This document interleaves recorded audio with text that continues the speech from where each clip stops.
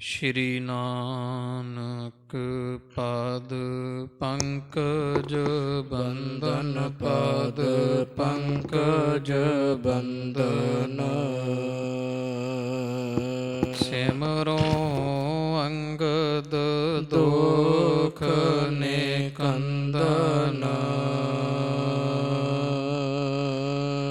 ਅਮਰਦਾਸ ਗੁਰ ਹਿਰਦੇ ਧਿਆਵਾਂ ਜੀ ਹਿਰਦੇ ਧਿਆਵਾਂ। ਸ਼੍ਰੀ ਗੁਰ ਰਾਮਦਾਸ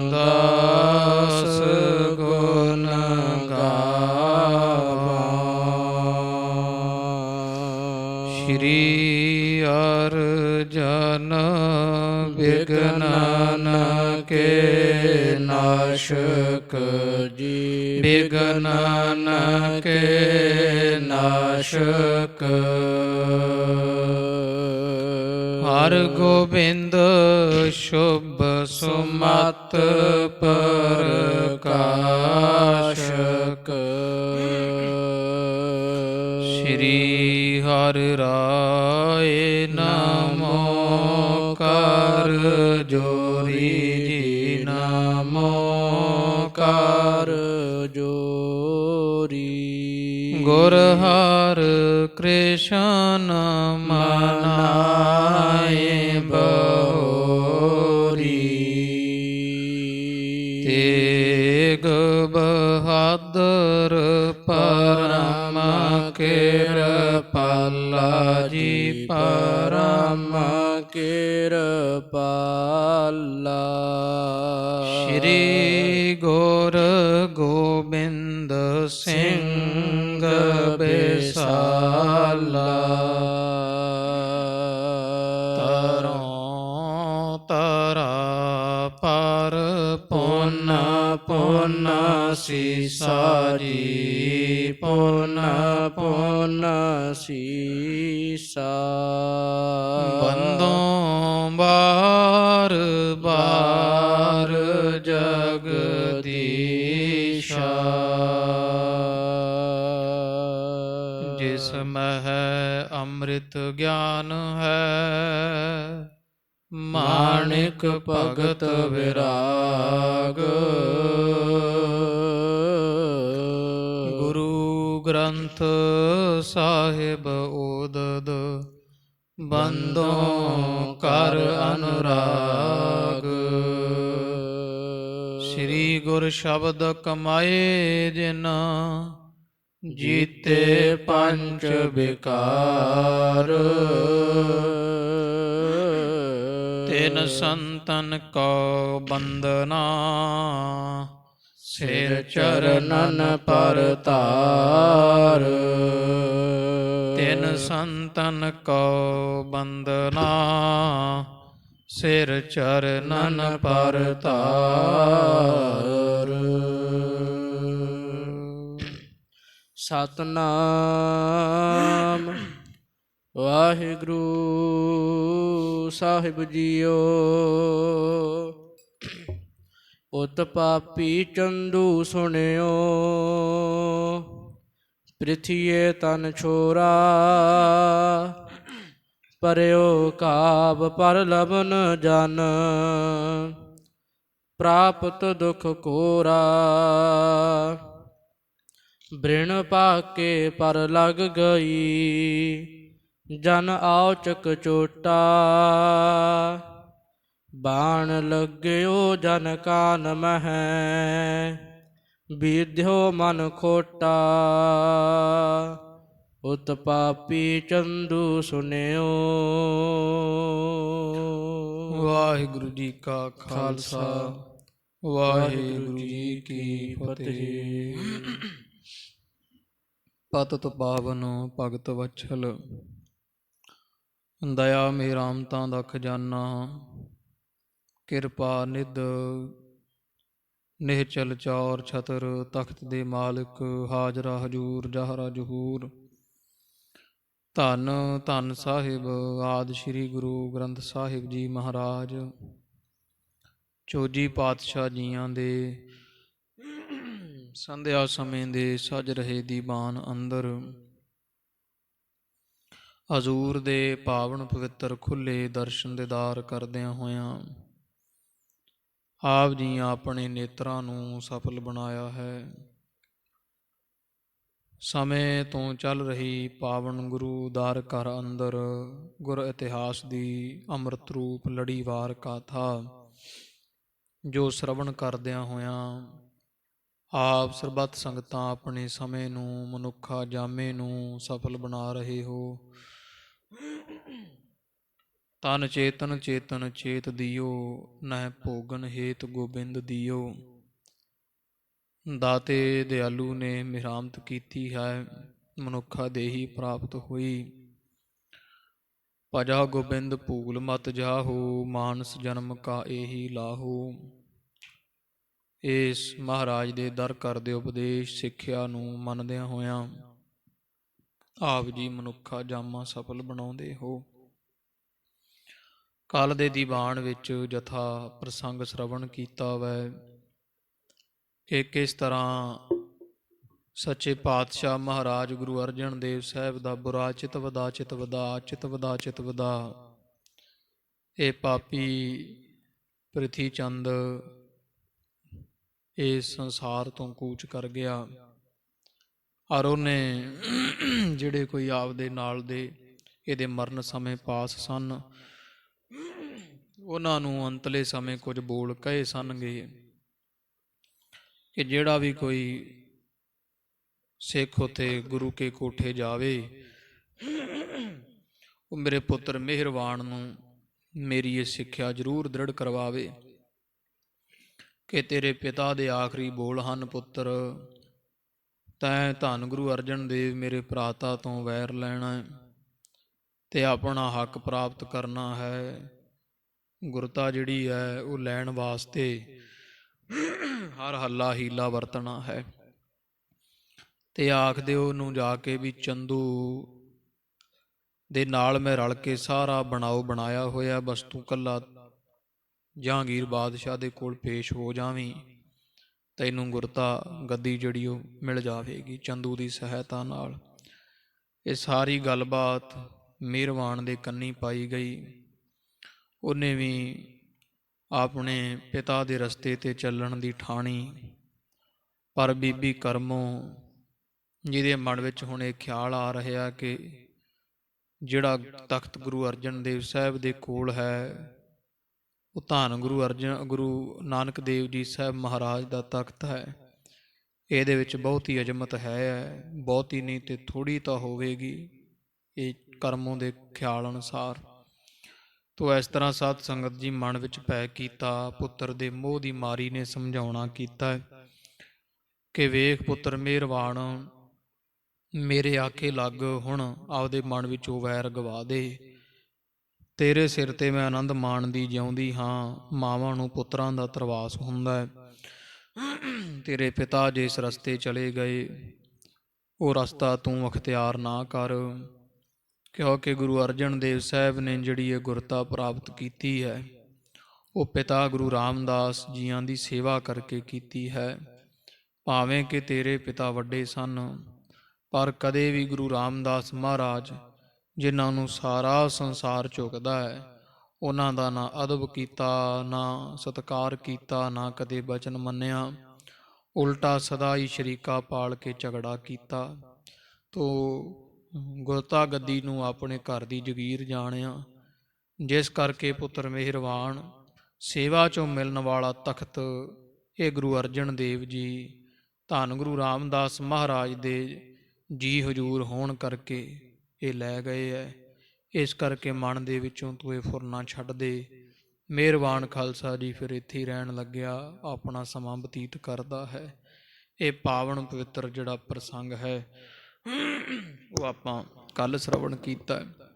ਅੱਗੇ ਜਿਵੇਂ ਚੰਦੂ ਨੂੰ ਪ੍ਰਿਥੀ ਚੰਦ ਦੀ ਮੌਤ ਦਾ ਬਹੁਤ ਸ਼ੋਕ ਦੁੱਖ ਹੁੰਦਾ ਅਤੇ ਆਪਣਾ ਬਦਲਾ ਪੂਰਾ ਨਾ ਹੁੰਦਾ ਜਾਣਿਆ ਇਸਨੇ, ਉਹ ਸਾਰਾ ਪ੍ਰਸੰਗ ਜਿਵੇਂ ਆਉਂਦਾ ਹੈ। ਅਤੇ ਧੰਨ ਬਾਬਾ ਸ਼੍ਰੀ ਚੰਦ ਜੀ ਵੱਲੋਂ ਗੁਰੂ ਅਰਜਨ ਦੇਵ ਸਾਹਿਬ ਮਹਾਰਾਜ ਦੇ ਘਰੋਂ ਭੇਟ ਪ੍ਰਾਪਤ ਕਰਨੀ ਜਾਂ ਮੰਗਣੀ ਲੈਣੀ, ਨਾਲ ਉਹ ਪ੍ਰਸੰਗ ਹੋ ਜਾਵੇਗਾ। ਚਿਤ ਬਿਰਤੀ ਇਕਾਗਰ ਕਰੋ ਜੀ, ਆਖੋ ਸਤਨਾਮ। ਸ਼੍ਰੀ ਵਾਹਿਗੁਰੂ ਸਾਹਿਬ ਜੀ, ਸਤਨਾਮ। ਸ਼੍ਰੀ ਵਾਹਿਗੁਰੂ ਸਾਹਿਬ ਜੀ। ਉਤ ਪਾਪੀ ਚੰਦੂ ਸੁਨਿਓ। ਕਵੀ ਜੀ ਦੱਸਦੇ ਐ ਪ੍ਰਿਥੀ ਚੰਦ ਦੇ ਮੌਤ ਦਾ ਜਿਹੜਾ ਸੁਨਿਆ ਖਬਰ ਹੈ, ਜਦੋਂ ਪਾਪੀ ਚੰਦੂ ਨੇ ਸੁਣੀ ਹੈ। ਪ੍ਰਿਥੀਏ ਤਨ ਛੋਰਾ। ਕਿ ਪ੍ਰਿਥੀ ਚੰਦ ਮੇਰੇ ਮਿੱਤਰ ਨੇ, ਜਿਨ੍ਹਾਂ ਗੁਰੂ ਅਰਜਨ ਦੇਵ ਨਾਲ ਮੇਰੇ ਨਾਲ ਰਲ ਕੇ ਵੈਰ ਲੈਣਾ ਹੈ, ਉਸ ਪ੍ਰਿਥੀ ਚੰਦ ਨੇ ਸਰੀਰ ਛੱਡ ਦਿੱਤਾ ਹੈ। ਪਰਿਓ ਘਾਵ ਪਰ ਲਵਨ ਜਨ। ਧੁੱਪ ਜਿਹੜਾ ਚੰਦੂ ਹੈ, ਪਹਿਲਾਂ ਸੁਲਹੀ ਮਰਿਆ, ਫਿਰ ਸੁਲੱਭੀ ਮਰਿਆ। ਹੁਣ ਤੀਜੇ ਸਾਥੀ ਪ੍ਰਿਥੀ ਚੰਦ ਦੇ ਮੌਤ ਦੀ ਖਬਰ ਸੁਣ ਕੇ ਕਵੀ ਜੀ ਕਹਿੰਦੇ ਜਿਵੇਂ ਕਿਤੇ ਪੱਕੇ ਫੋੜੇ ਤੇ ਲੂਣ ਪੈ ਜਾਂਦਾ ਹੈ। ਪ੍ਰਾਪਤ ਦੁਖ ਘੋਰਾ। ਇੰਨਾ ਭਿਆਨਕ ਦੁੱਖ ਪ੍ਰਿਥੀ ਚੰਦ ਨੂੰ ਚੰਦੂ ਨੂੰ ਪ੍ਰਾਪਤ ਹੋਇਆ ਪ੍ਰਿਥੀ ਚੰਦ ਦੀ ਮੌਤ ਸੁਣ ਕਰਕੇ। ਬਿਨ ਪਾਕੇ ਪਰ ਲੱਗ ਗਈ। ਜਿਵੇਂ ਕਿਤੇ ਪੱਕੇ ਫੋੜੇ ਦੇ ਉੱਪਰ ਸੱਟ ਵੱਜ ਜਾਂਦੀ ਹੈ। ਜਨ ਆਚਕ ਚੋਟਾ। ਅਚਾਨਕ ਹੀ ਲੱਗੀ ਹੋਈ ਚੋਟ ਵਰਗਾ ਜਿਹੜਾ ਦੁੱਖ ਹੈ ਨਾ, ਉਹ ਇਸ ਚੰਦੂ ਨੇ ਪ੍ਰਿਥੀ ਚੰਦ ਦੀ ਮੌਤ ਦੀ ਖਬਰ ਸੁਣ ਕੇ ਕੀਤਾ ਹੈ। ਬਾਣ ਲੱਗਿਓ ਜਨ ਕਾਨ ਮਹਿ। ਜਿਵੇਂ ਕੰਨ ਵਿੱਚ ਖਬਰ ਸੁਣੀ ਹੈ ਨਾ, ਤੇ ਕੰਨਾਂ ਨੂੰ ਵੀ ਇੰਨਾ ਦੁੱਖ ਲੱਗਿਆ ਗੱਲ ਸੁਣ ਕੇ, ਖਬਰ ਸੁਣ ਕੇ ਪ੍ਰਿਥੀਏ ਦੀ ਮੌਤ ਦੀ।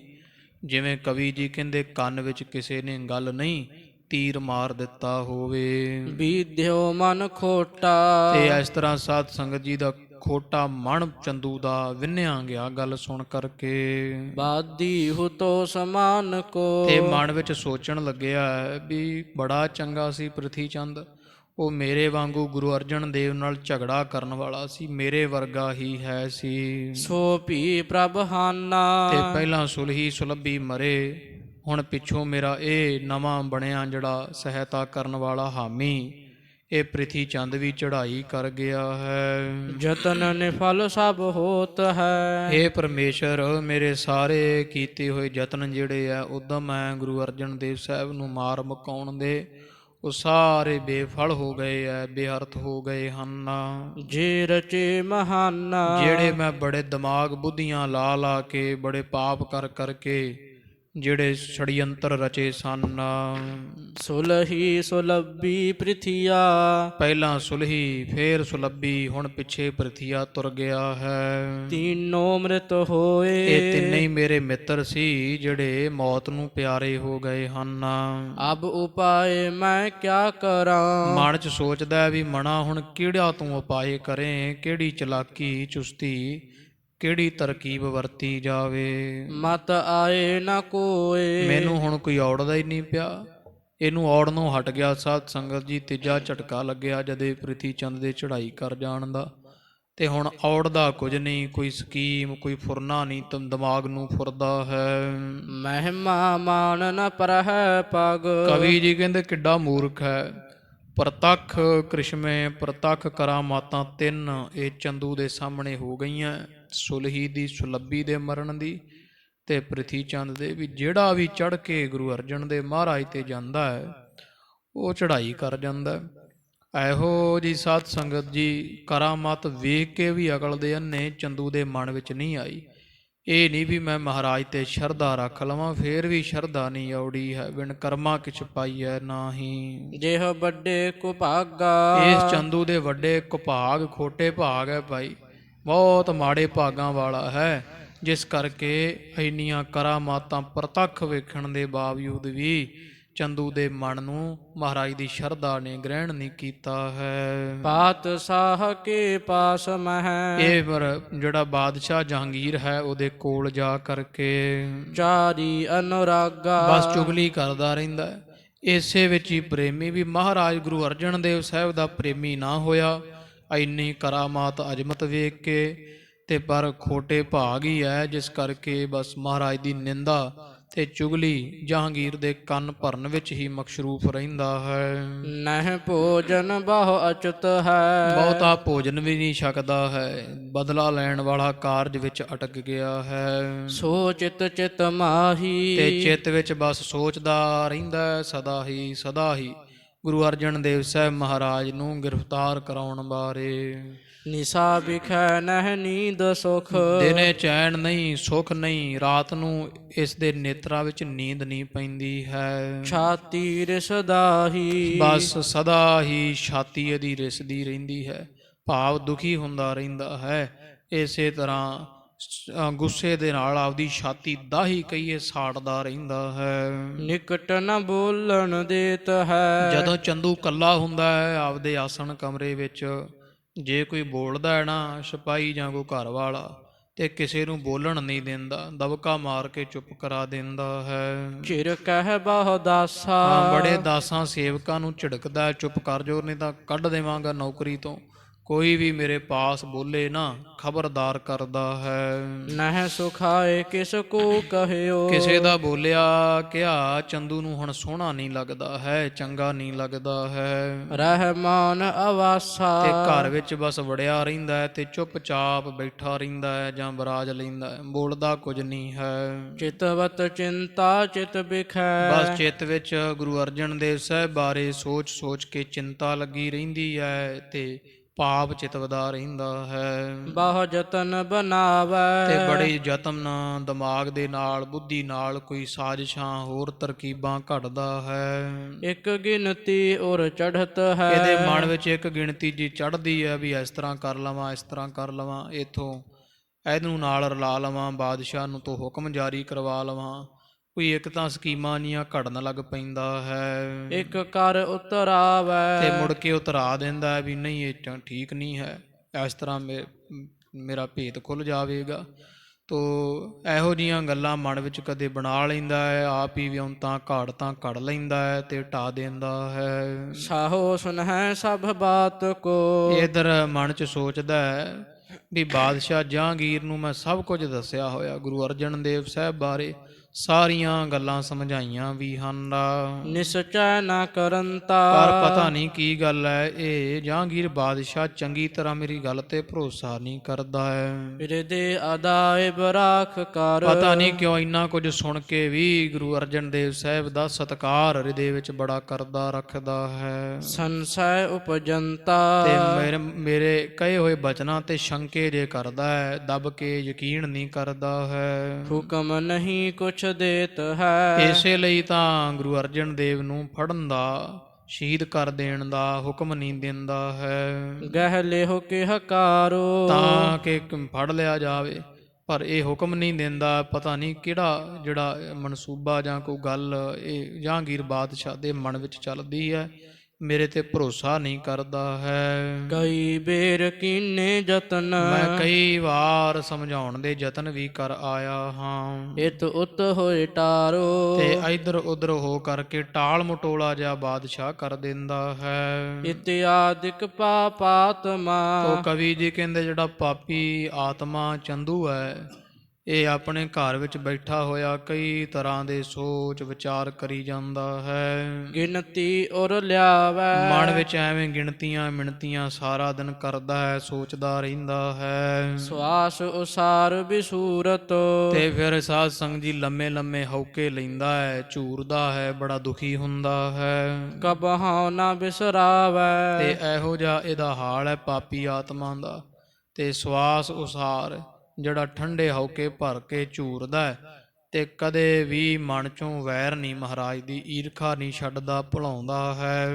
ਖਰ ਸਰ ਸਮਸਰ ਕਰਕ ਔਰ। ਕਵੀ ਜੀ ਕਹਿੰਦੇ ਇਹ ਚੰਦੂ ਦੇ ਹਿਰਦੇ ਵਿੱਚ ਗੁਰੂ ਅਰਜਨ ਦੇਵ ਸਾਹਿਬ ਮਹਾਰਾਜ ਦੇ ਨਾਲ ਪਾਈ ਦੁਸ਼ਮਣੀ, ਵੈਰ, ਈਰਖਾ, ਸਤਿਗੁਰਾਂ ਦੀ ਸੋਭਾ, ਕੀਰਤ, ਵਡਿਆਈ ਚੰਦੂ ਦੇ ਕਲੇਜੇ ਦੇ ਵਿੱਚ ਤਿੱਖੇ ਛੁਰੇ ਵਾਂਗੂ ਚੁਭੀ ਹੋਈ ਕੜਕਦੀ ਰਹਿੰਦੀ ਹੈ। ਗੱਡ ਗਇਓ ਸੋ ਗਾਢੋ, ਐਨ ਡੂੰਘਾ ਖੰਜਰ, ਡੂੰਘਾ ਫਾੜਾ ਚੰਦੂ ਦੇ ਛਾਤੀ ਵਿੱਚ ਮਹਾਰਾਜ ਦੀ ਸੋਭਾ ਦਾ ਗੱਡਿਆ ਪਿਆ ਹੈ। ਚਿੰਤਾ ਸਲਿਤਾ ਮਹਿ ਬਹਿਤ, ਵਿਚਾਰਾ ਚਿੰਤਾ ਰੂਪੀ ਨਦੀ ਦੇ ਵਿੱਚ ਵਹਿੰਦਾ ਜਾਂਦਾ ਦਿਨੋਂ ਦਿਨ, ਦੁਖ ਜਲ ਬਹ ਬਾਢੋ, ਤੇ ਦੁੱਖ ਇਹਦਾ ਬਹੁਤ ਜ਼ਿਆਦਾ ਵੱਧ ਚੁੱਕਾ ਹੈ। ਦੁੱਖਾਂ ਰੂਪੀ ਜਲ ਚਿੰਤਾ ਰੂਪੀ ਨਦੀ ਵਿੱਚ ਵੱਧ ਗਿਆ। ਚੰਦੂ ਦਾ ਮਨ ਰੂਪੀ ਮਨੁੱਖ ਜਿਹੜਾ ਇਹਦੇ ਵਿੱਚ ਹੀ ਰੁੜਿਆ ਜਾਂਦਾ ਹੈ।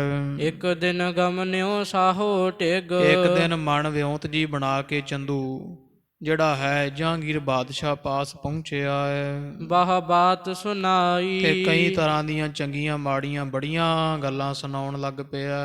ਪ੍ਰਥਮ ਭਏ ਪਤ ਸਾਹੋ ਜੀ, ਕਹਿੰਦਾ ਹੈ ਬਾਦਸ਼ਾਹ ਸਲਾਮਤ, ਗੁਰੂ ਨਾਨਕ ਪਾਤਸ਼ਾਹ ਵਰਗੇ ਜਿਹੜੇ ਪਹਿਲਾਂ ਦਰਵੇਸ਼ ਗੁਰੂ ਹੋਏ ਆ, ਗੁਰੂ ਅਰਜਨ ਦੇਵ ਪਾਤਸ਼ਾਹ ਤੋਂ ਪਹਿਲਾਂ ਗੁਰੂ ਰਾਮਦਾਸ ਜੀ, ਗੁਰੂ ਅਮਰਦਾਸ ਜੀ, ਗੁਰੂ ਅੰਗਦ, ਧੰਨ ਗੁਰੂ ਨਾਨਕ ਸਾਹਿਬ ਵਰਗੇ ਸਤਿਪੁਰਖ, ਤਿਨ ਕੀ ਵਡਿਆਈ, ਉਹਨਾਂ ਦੀ ਤਾਂ ਵਾਕਈ ਸੰਸਾਰ ਦੇ ਵਿੱਚ ਬੜੀ ਵਡਿਆਈ ਹੈ, ਸੋਭਾ ਹੈ, ਕਿਸੇ ਤੋਂ ਛੁਪੀ ਨਹੀਂ ਹੈ। ਨਿਜ ਦਿਸ ਜਾਣਿਓ ਰੁਖ ਅਧਿਕ, ਤੇ ਇਸ ਤਰ੍ਹਾਂ ਜਿਹੜਾ ਗੱਲ ਜੀ ਚਲਾਉਂਦਾ ਹੈ ਚੰਦੂ, ਤੇ ਫਿਰ ਨਾਲ ਹੀ ਬਾਦਸ਼ਾਹ ਦਾ ਰੁਖ ਜਿਹਾ ਵੇਖ ਲੈਂਦਾ ਵੀ ਮੇਰੀਆਂ ਇਹੋ ਜਿਹੀਆਂ ਗੱਲਾਂ ਸੁਣ ਕੇ ਮੱਥੇ ਵੱਟ ਤਾਂ ਨਹੀਂ ਪਾਉਂਦਾ। ਬਾਦਸ਼ਾਹ ਦਾ ਸੁਭਾਅ ਜਿਹਾ ਨਾਲੇ ਜਾਣੀ ਜਾਂਦਾ ਹੈ। ਅਦ ਬੋਲਿਓ ਕਰ ਜੋਰੇ, ਤੇ ਫਿਰ ਹੱਥ ਜੇ ਜੋੜ ਕੇ ਅਗਲੀ ਗੱਲ ਕਹਿਣ ਵਾਸਤੇ ਬੋਲਿਆ ਹੈ। ਹਜ਼ਰਤ ਜੀ ਪ੍ਰਿਥਿਆ ਗੁਰੂ, ਹੇ ਹਜ਼ਰਤ ਬਾਦਸ਼ਾਹ ਸਲਾਮਤ, ਜਿਹੜਾ ਗੁਰੂ ਪ੍ਰਿਥੀ ਚੰਦ ਹੈ, ਤਨ ਪ੍ਰਾਨ ਵਿਛੋਰੇ, ਸੁਣਿਆ ਹੈ ਉਹ ਸਰੀਰ ਜਿਹੜਾ ਛੱਡ ਕੇ ਉਹਦੇ ਪ੍ਰਾਣ ਵਿੱਚੋਂ ਨਿਕਲ ਗਏ ਹੈ, ਇਹ ਸੰਸਾਰ ਤੋਂ ਚਲੇ ਗਏ ਹਨ ਸ੍ਰੀ ਗੁਰੂ ਪ੍ਰਿਥੀ ਚੰਦ ਜੀ। ਗਾਦੀ ਸ਼੍ਰੀ ਨਾਨਕ ਹੋਤੀ, ਵੇਖ ਲੋ ਕਿੱਡੀ ਮਹਿਮਾ ਸੀ ਉਹ ਪ੍ਰਿਥੀ ਚੰਦ ਜੀ ਮਹਾਰਾਜ ਦੇ ਕੋਲ। ਧੰਨ ਗੁਰੂ ਨਾਨਕ ਪਾਤਸ਼ਾਹ ਦੀ ਗੱਦੀ ਗੁਰਤਾ ਪੰਜਵੇਂ ਥਾਂ ਤੇ, ਸ਼ੁਭ ਰੀਤ ਚਲਾਈ, ਤੇ ਉਹਨਾਂ ਨੇ ਬੜੀ ਸੋਹਣੀ ਮਰਿਆਦਾ ਸੰਸਾਰ ਨੂੰ ਪ੍ਰੇਮਾ ਭਗਤੀ ਨਾਮ ਦੇ ਨਾਲ ਜਿਹੜਾ ਹੈ ਉਹ ਪ੍ਰਿਥੀ ਚੰਦ ਨੇ ਜੋੜਨਾ ਕੀਤਾ ਹੈ। ਸਭ ਸੰਸਾਰ ਵਿੱਚ ਉਹਦੀ ਸੋਭਾ ਹੁੰਦੀ ਹੈ। ਬਹੁਤ ਭਗਤੀ ਪ੍ਰੇਮਾ ਵਾਲੀ ਮੂਰਤ ਹੋਏ ਹਨ। ਬੜੇ ਸੱਚੇ ਪਾਤਸ਼ਾਹ ਗਰੀਬ ਨਵਾਜ ਹੋਏ ਪ੍ਰਿਥੀ ਚੰਦ ਜੀ। ਮਤੋ ਸੰਤ ਚਿਤ ਸ਼ਾਂਤ ਜੋਤ, ਬੜਾ ਚਿਤ ਸ਼ਾਂਤ ਸੀ ਪ੍ਰਿਥੀ ਚੰਦ ਮਹਾਰਾਜ ਦਾ। ਨਾਲ ਹੀ ਮਤਾ ਜਿਹੜਾ ਸਿਧਾਂਤ ਸੀ ਉਹਨਾਂ ਦਾ ਬੜਾ ਠੰਡੇ ਰਹਿਣ ਦਾ ਸੁਭਾਅ ਸੀ। ਕਿਸੇ ਨਾਲ ਈਰਖਾ ਨਹੀਂ ਕਰਦੇ ਸਨ, ਕਿਸੇ ਨਾਲ ਵੈਰ ਨਹੀਂ ਕਰਦੇ ਸਨ। ਆਤਮਤ ਚਤੁਰਾਈ, ਤੇ ਬੜੇ ਸਿਆਣੇ ਦਾਨੇ ਪ੍ਰਧਾਨੇ ਪੁਰਖ ਹੋਏ ਐ। ਸਿੱਖੀ ਦੇਸ਼ ਅਨੇਕ ਕੀ, ਤੇ ਸਾਰੇ ਸੰਸਾਰ ਵਿੱਚ ਪ੍ਰਿਥੀ ਚੰਦ ਨੇ ਨਾ ਗੁਰੂ ਨਾਨਕ ਪਾਤਸ਼ਾਹ ਦੀ ਸਿੱਖੀ ਦਾ ਬਹੁਤ ਅਰਸਾਰ ਪ੍ਰਚਾਰ, ਗੁਰਬਾਣੀ ਦਾ ਬਹੁਤ ਪ੍ਰਚਾਰ ਕੀਤਾ ਸੁਣਿਆ ਹੈ। ਪਗ ਪੂਜਨ ਆਵੈ, ਤੇ ਬੜੇ ਸੰਸਾਰ ਜਿਹੜਾ ਲਕਾਈ ਖਲਕਤ ਬਾਬਾ ਪ੍ਰਿਥੀ ਚੰਦ ਗੁਰੂ ਜੀ ਦੇ ਚਰਨ ਪੂਜਨ ਵਾਸਤੇ ਆਉਂਦੀ। ਕਿਤੇ ਮੱਥਾ ਟੇਕਣ ਨੂੰ, ਦਰਸ਼ਨ ਕਰਨ ਦਾ ਸਮਾਂ ਨਹੀਂ ਮਿਲਦਾ, ਤਿਲ ਸੁੱਟਣ ਦੀ ਜਗ੍ਹਾ ਨਹੀਂ ਹੁੰਦੀ ਜਿੱਥੇ ਪੈੜ ਪਾਉਂਦੇ ਐ। ਅਨੇਕ ਅਕੋਰਨ ਆਨਕੈ, ਤੇ ਬੜੀਆਂ ਜਿਹੜੀਆਂ ਖਿਲਤਾਂ ਹਨ, ਥਾਨਾਂ ਦੇ ਥਾਨ ਢੇਰ, ਰਸਤਾਂ ਦੇ ਬਸਤਾਂ ਦੇ ਪ੍ਰਿਥੀ ਚੰਦ ਦੇ ਚਰਨਾਂ ਤੇ ਲੱਗ ਜਾਂਦੇ ਸਨ। ਤਨ ਕੋ ਅਰ ਪਾਵੈ, ਬੜੀਆਂ ਸੰਗਤਾਂ ਧਨ ਜਿਹੜਾ ਦਸਵੰਧ ਦੀ ਮਾਇਆ ਵੀ ਇਹਨਾਂ ਦੇ ਚਰਨਾਂ ਤੇ ਭੇਂਟ ਕਰ ਦਿੰਦੀਆਂ। ਅਨਜ ਨਾਮ ਅਰਜਨ ਅਹੈ, ਤੇ ਮਹਾਰਾਜ ਇਹੋ ਜਿਹੇ ਮਹਾਨ ਸ਼ਖਸੀਅਤ ਗਰੀਬ ਨਵਾਜ ਗੁਰੂ ਪ੍ਰਿਥੀ ਚੰਦ ਜੀ ਦੇ ਛੋਟੇ ਭਰਾ ਜਿਨ੍ਹਾਂ ਦਾ ਨਾਮ ਗੁਰੂ ਅਰਜਨ ਦੇਵ ਹੈ। ਮਨ ਮਹਿਦ ਹੰਕਾਰੀ, ਜਿਸ ਦੇ ਮਨ ਵਿੱਚ ਬਹੁਤਾ ਜ਼ਿਆਦਾ ਹੰਕਾਰ ਸਦਾ ਹਿਰਦੇ ਅੰਦਰ ਰਹਿੰਦਾ ਹੈ। ਆਂਖ ਤਰੇ ਆਨਹਿ ਨਹੀਂ, ਤੇ ਤੁਹਾਡੇ ਵਰਗੇ ਮਹਾਰਾਜ ਸਾਡੇ ਵਰਗਿਆਂ ਨੂੰ, ਮਾੜਿਆਂ ਮੋਟਿਆਂ ਨੂੰ ਤਾਂ ਅੱਖ ਥੱਲੇ ਨਹੀਂ ਲਿਆਉਂਦੇ ਐ, ਏਡੇ ਹੰਕਾਰੇ ਹਨ। ਗੁਣ ਏਕ ਨ ਧਾਰੀ, ਤੇ ਇੱਕ ਵੀ ਗੁਣ ਪ੍ਰਿਥੀ ਚੰਦ ਵਰਗਾ ਉਹਨਾਂ ਨੇ ਮਨ ਵਿੱਚ ਨਹੀਂ ਧਾਰਿਆ ਹੋਇਆ। ਪ੍ਰਿਥੀ ਚੰਦ ਵਰਗੀ ਨਿਮਰਤਾ ਉਹਨਾਂ ਦੇ ਪਾਸ ਨਹੀਂ ਹੈ। ਆਇਓ ਨਿਕਟ ਨ ਆਪ ਕੇ, ਵੇਖ ਲੋ ਮਨ 'ਚ ਵਿਚਾਰ ਕੇ ਨਿਮਰਤਾ ਧਾਰ ਕੇ ਇੱਕ ਵਾਰੀ ਵੀ ਤੁਹਾਨੂੰ ਮਿਲਣ ਵਾਸਤੇ ਨਹੀਂ ਗੁਰੂ ਅਰਜਨ ਦੇਵ ਆਏ ਐ। ਨਿਜ ਲਖ ਹੈ ਵਿਸਾਲਾ, ਬਸ ਤੁਸੀਂ ਬਾਦਸ਼ਾਹ ਹੋ ਹਿੰਦੁਸਤਾਨ ਦੇ, ਤੇ ਤੁਹਾਡੇ ਤੋਂ ਵੀ ਆਪਦੇ ਆਪ ਨੂੰ ਖਾਸ ਵੱਡਾ ਸਮਝਦਾ ਹੈ। ਪ੍ਰਿਥੀਆ ਆਇਓ ਕਈ ਬੇਰ, ਤੇ ਵੇਖੋ ਨਾ ਬਾਦਸ਼ਾਹ ਸਲਾਮਤ ਪ੍ਰਿਥੀ ਚੰਦ ਵਰਗੇ ਮਹਾਂਪੁਰਖ ਗੁਰੂ ਗਰੀਬ ਨਵਾਜ ਕਈ ਵਾਰ ਤੁਹਾਡੇ ਪਾਸ ਆ ਚੁੱਕੇ ਹਨ। ਇਹ ਸੀਲ ਰਸਾਲਾ ਇਹ ਬੜੇ ਸ਼ੀਲ ਸੁਭਾਅ ਦੇ ਸਨ, ਬੜਾ ਸੁੰਦਰ ਇਹਨਾਂ ਦਾ ਸੁਭਾਅ ਸੀ, ਰਸਾਂ ਦਾ ਘਰ ਸਨ। ਤਿਸ ਕੋ ਸੁਤ ਇੱਕ ਮੈਂ ਸੁਨਿਓ ਤੇ ਮੈਂ ਸੁਣਿਆ ਪ੍ਰਿਥੀ ਚੰਦ ਚੜ੍ਹਾਈ ਕਰ ਗਿਆ ਹੈ, ਤੇ ਇਸੇ ਪ੍ਰਿਥੀ ਚੰਦ ਦਾ ਇੱਕ ਮਿਹਰਵਾਨ ਨਾਮ ਦਾ ਪੁੱਤ ਹੈ। ਪਾਛੇ ਥਿਰ ਗਾਦੀ ਉਹ ਸੰਗਤ ਨੇ ਪੱਗ ਬੰਨ੍ਹ ਦਿੱਤੀ ਤੇ ਗੁਰੂ ਨਾਨਕ ਪਾਤਸ਼ਾਹ ਦੇ ਤਖਤ ਤੇ 6ਵੇਂ ਥਾਂ ਤੇ ਸ੍ਰੀ ਗੁਰੂ ਮਿਹਰਵਾਨ ਜੀ ਪ੍ਰਿਥੀ ਚੰਦ ਦਾ ਪੁੱਤਰ ਬੈਠ ਗਿਆ ਹੈ। ਕਰਹਿ ਪ੍ਰਤੀਖਣ ਆਪ ਤੇ ਤੇ ਉਹ ਸਦਾ ਹੀ ਆਪ ਦੇ ਪਾਸੋਂ ਪ੍ਰਤੀਖਿਆ ਯਾਨੀ ਕਿ ਉਡੀਕ ਦਾ ਸੱਦੇ ਦੀ ਇੱਛਾ ਰੱਖਦੇ ਹਨ, ਬੈਠਣ ਹਿਤ ਵੀ ਸ਼ਾਦੀ ਤਾਂ ਕਿ ਗੁਰਤਾ ਗੱਦੀ ਤੇ ਬਹਿ ਕੇ ਤੇ ਖੁਸ਼ੀ ਆਨੰਦ ਸਹਿਤ ਰਹਿ ਸਕਣ। ਉਹ ਬਾਦਸ਼ਾਹ ਸਲਾਮਤ ਤੁਹਾਡੇ ਨਾਲ ਮੁਲਾਕਾਤ ਲੋੜਦੇ ਹਨ। ਸਿਰੇ ਪਾਓ ਹਜ਼ਰਤ ਕਰੈ ਤੇ ਮਹਾਰਾਜ ਬਾਦਸ਼ਾਹ ਉਹ ਮਿਹਰਬਾਨ ਉਡੀਕਦਾ ਹੈ ਵੀ ਜੇ ਕਿਤੇ ਮੇਰੇ ਤੇ ਸਿਰ ਤੇ ਮਿਹਰ ਭਰਿਆ ਹੱਥ ਰੱਖਦੇ ਨਾ ਬਾਦਸ਼ਾਹ ਜਹਾਂਗੀਰ, ਤੇ ਮੈਨੂੰ ਸਿਰੋਂ ਪਾਓ ਬਖਸ਼ ਦੇਵੇ। ਸਿਰ ਪਾਗ ਬੰਧਾਵੈ ਤੇ ਉਹ ਸਿਰ ਤੇ ਪੱਗ ਬਣਾ ਲਵੇਗਾ, ਪੱਗ ਬਣਾਈ ਦੀ ਰਸਮ ਤੁਹਾਡੇ ਵੱਲੋਂ ਹੋ ਜਾਵੇਗੀ। ਵੀ ਸਿੱਧਾ ਹੀ ਹੈ ਵੀ ਗੁਰਤਾ ਗੱਦੀ ਤੁਸੀਂ ਅੱਗੇ ਦੇ ਦਿਆ ਕਰੋਗੇ। ਜਗਤ ਜਿਠਾਈ ਬਿਦਤ ਹੋਏ ਤੇ ਉਹ ਮਿਹਰਬਾਨ ਲੋੜਦਾ ਹੈ ਵੀ ਸੰਸਾਰ ਵਿੱਚ ਮੇਰੀ ਵਡਿਆਈ ਰਹਿ ਜਾਵੇਗੀ, ਵੀ ਮਿਹਰਬਾਨ ਵਾਸਤੇ ਜਿਹੜੀ ਪੱਗ ਹੈ ਉਹ ਜਹਾਂਗੀਰ ਬਾਦਸ਼ਾਹ ਨੇ ਭੇਜੀ ਸੀ।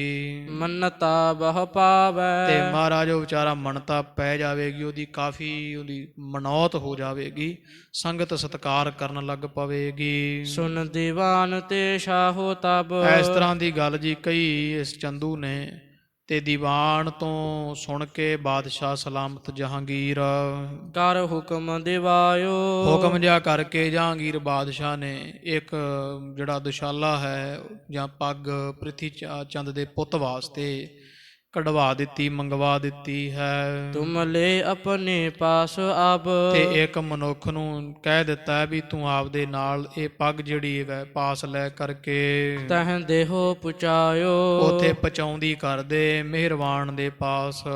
ਲੈ ਕਰ ਨਿਜ ਜਨ ਕੋ ਦਿਓ ਤੇ ਜਾਂ ਚੰਦੂ ਨੇ ਪੱਗ ਲੈ ਕੇ ਸਾਧ ਸੰਗਤ ਜੀ ਤੇ ਆਪਦੇ ਕਿਸੇ ਮਨੁੱਖ ਨੂੰ ਦੇ ਦਿੱਤੀ ਹੈ। ਕਹਿ ਬਹੁਰ ਪ੍ਰਸੰਗਾ ਤੇ ਇਹ ਸਰੋ ਪਾਓ ਜਾਂ ਪੱਗ ਕਹਿ ਕੇ ਬੜੇ ਤਰ੍ਹਾਂ ਦੇ ਪ੍ਰਸੰਗ ਗੱਲਾਂ ਜੀਆਂ ਸੁਣਾ ਕਰਕੇ ਦਈ ਜੀਵ ਕਾ ਪ੍ਰਥਮ ਤੁਮ ਤੇ ਉਹ ਦੇ ਦਿੱਤੀ ਹੈ, ਮਿਹਰਬਾਨ ਦੇ ਪੁੱਤਰ ਵਾਸਤੇ ਭੇਜ ਦਿੱਤੀ ਹੈ। ਤੇ ਨਾਲ ਜਿਹੜਾ ਵੈ ਇਹ ਜਹਾਂਗੀਰ ਨੂੰ ਕਹਿ ਦਿੱਤਾ ਚੰਦੂ ਨੇ, ਬਾਦਸ਼ਾਹ ਤੁਸਾਂ ਨੇ ਪਹਿਲਾਂ ਉਪਜੀਵਕਾ ਵਾਸਤੇ ਇੱਕ ਪਿੰਡ ਜਿਹੜਾ ਹੈ ਮਿਹਰਬਾਨ ਨੂੰ ਜਾਂ ਪ੍ਰਿਥੀ ਚੰਦ ਨੂੰ ਦਿੱਤਾ ਸੀ। ਬਾਹ ਆਦਰ ਸੰਗਾ ਬੜੇ ਆਦਰ ਤੇ ਸਤਿਕਾਰ ਦੇ ਨਾਲ ਗੁਰੂ ਘਰ ਨੂੰ ਭੇਂਟ ਕੀਤਾ ਸੀ। ਕੋਠੇ ਗ੍ਰਾਮ ਸੁਤਾਮ ਕਰ ਉਹ ਗੁਰੂ ਕੇ ਕੋਠੇ ਨਾਮ ਦਾ ਜਿਹੜਾ ਪਿੰਡ ਹੈ ਨਾ ਤੁਹਾਡੇ ਵੱਲੋਂ ਦਿੱਤਾ ਜਗੀਰ ਵਿੱਚ, ਉਸੇ ਪਿੰਡ ਦੇ ਵਿੱਚ ਹੀ ਇਹ ਜਿਹੜਾ ਪ੍ਰਿਥੀ ਚੰਦ ਪਰਿਵਾਰ ਸਮੇਤ ਰਹਿੰਦਾ ਸੀ, ਉਪਜੀਵਕਾ ਸੀ। ਬਸ ਬਾਸ ਸਦੀਵਾ ਤੇ ਸਦਾ ਇੱਥੇ ਹੀ ਵਸਿਆ ਜਿਹੜਾ ਪ੍ਰਿਥੀ ਚੰਦ ਹੈ, ਇਹਦਾ ਪਰਿਵਾਰ ਗੁਰੂ ਕੇ ਕੋਠੇ ਵਸਦਾ ਜਿਹੜਾ ਤੁਸਾਂ ਮਹਾਰਾਜ ਦਿੱਤਾ ਹੈ ਸੀ। ਅਨਜ ਓਜ ਛਲ ਦਾਵ ਕਰ ਪਰ ਵੇਖੋ ਬਾਦਸ਼ਾਹ ਜੀ ਜਿਹੜਾ ਛੋਟਾ ਭਰਾ ਹੈ ਅਰਜੁਨ ਦੇਵ ਪ੍ਰਿਥੀ ਚੰਦ ਦਾ, ਪੁਰ ਤੇ ਨਿਕਸੀਵਾ ਉਹਨਾਂ ਨੇ ਪਿੰਡ ਤੋਂ ਕੱਢ ਦਿੱਤਾ ਸੀ।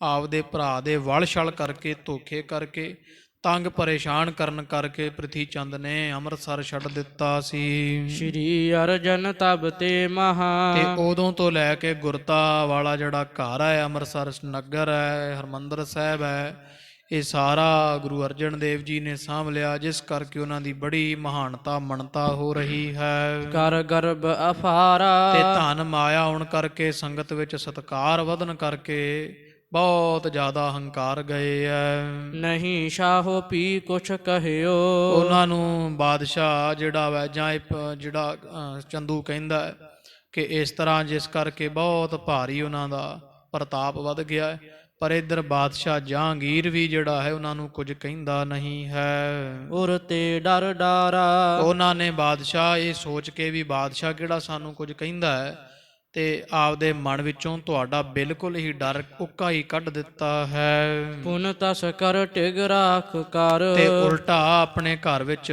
ਚੋਰ ਡਾਕੂ ਲੁਟੇਰਿਆਂ ਨੂੰ ਪਨਾਹ ਦਿੱਤੀ ਹੋਈ।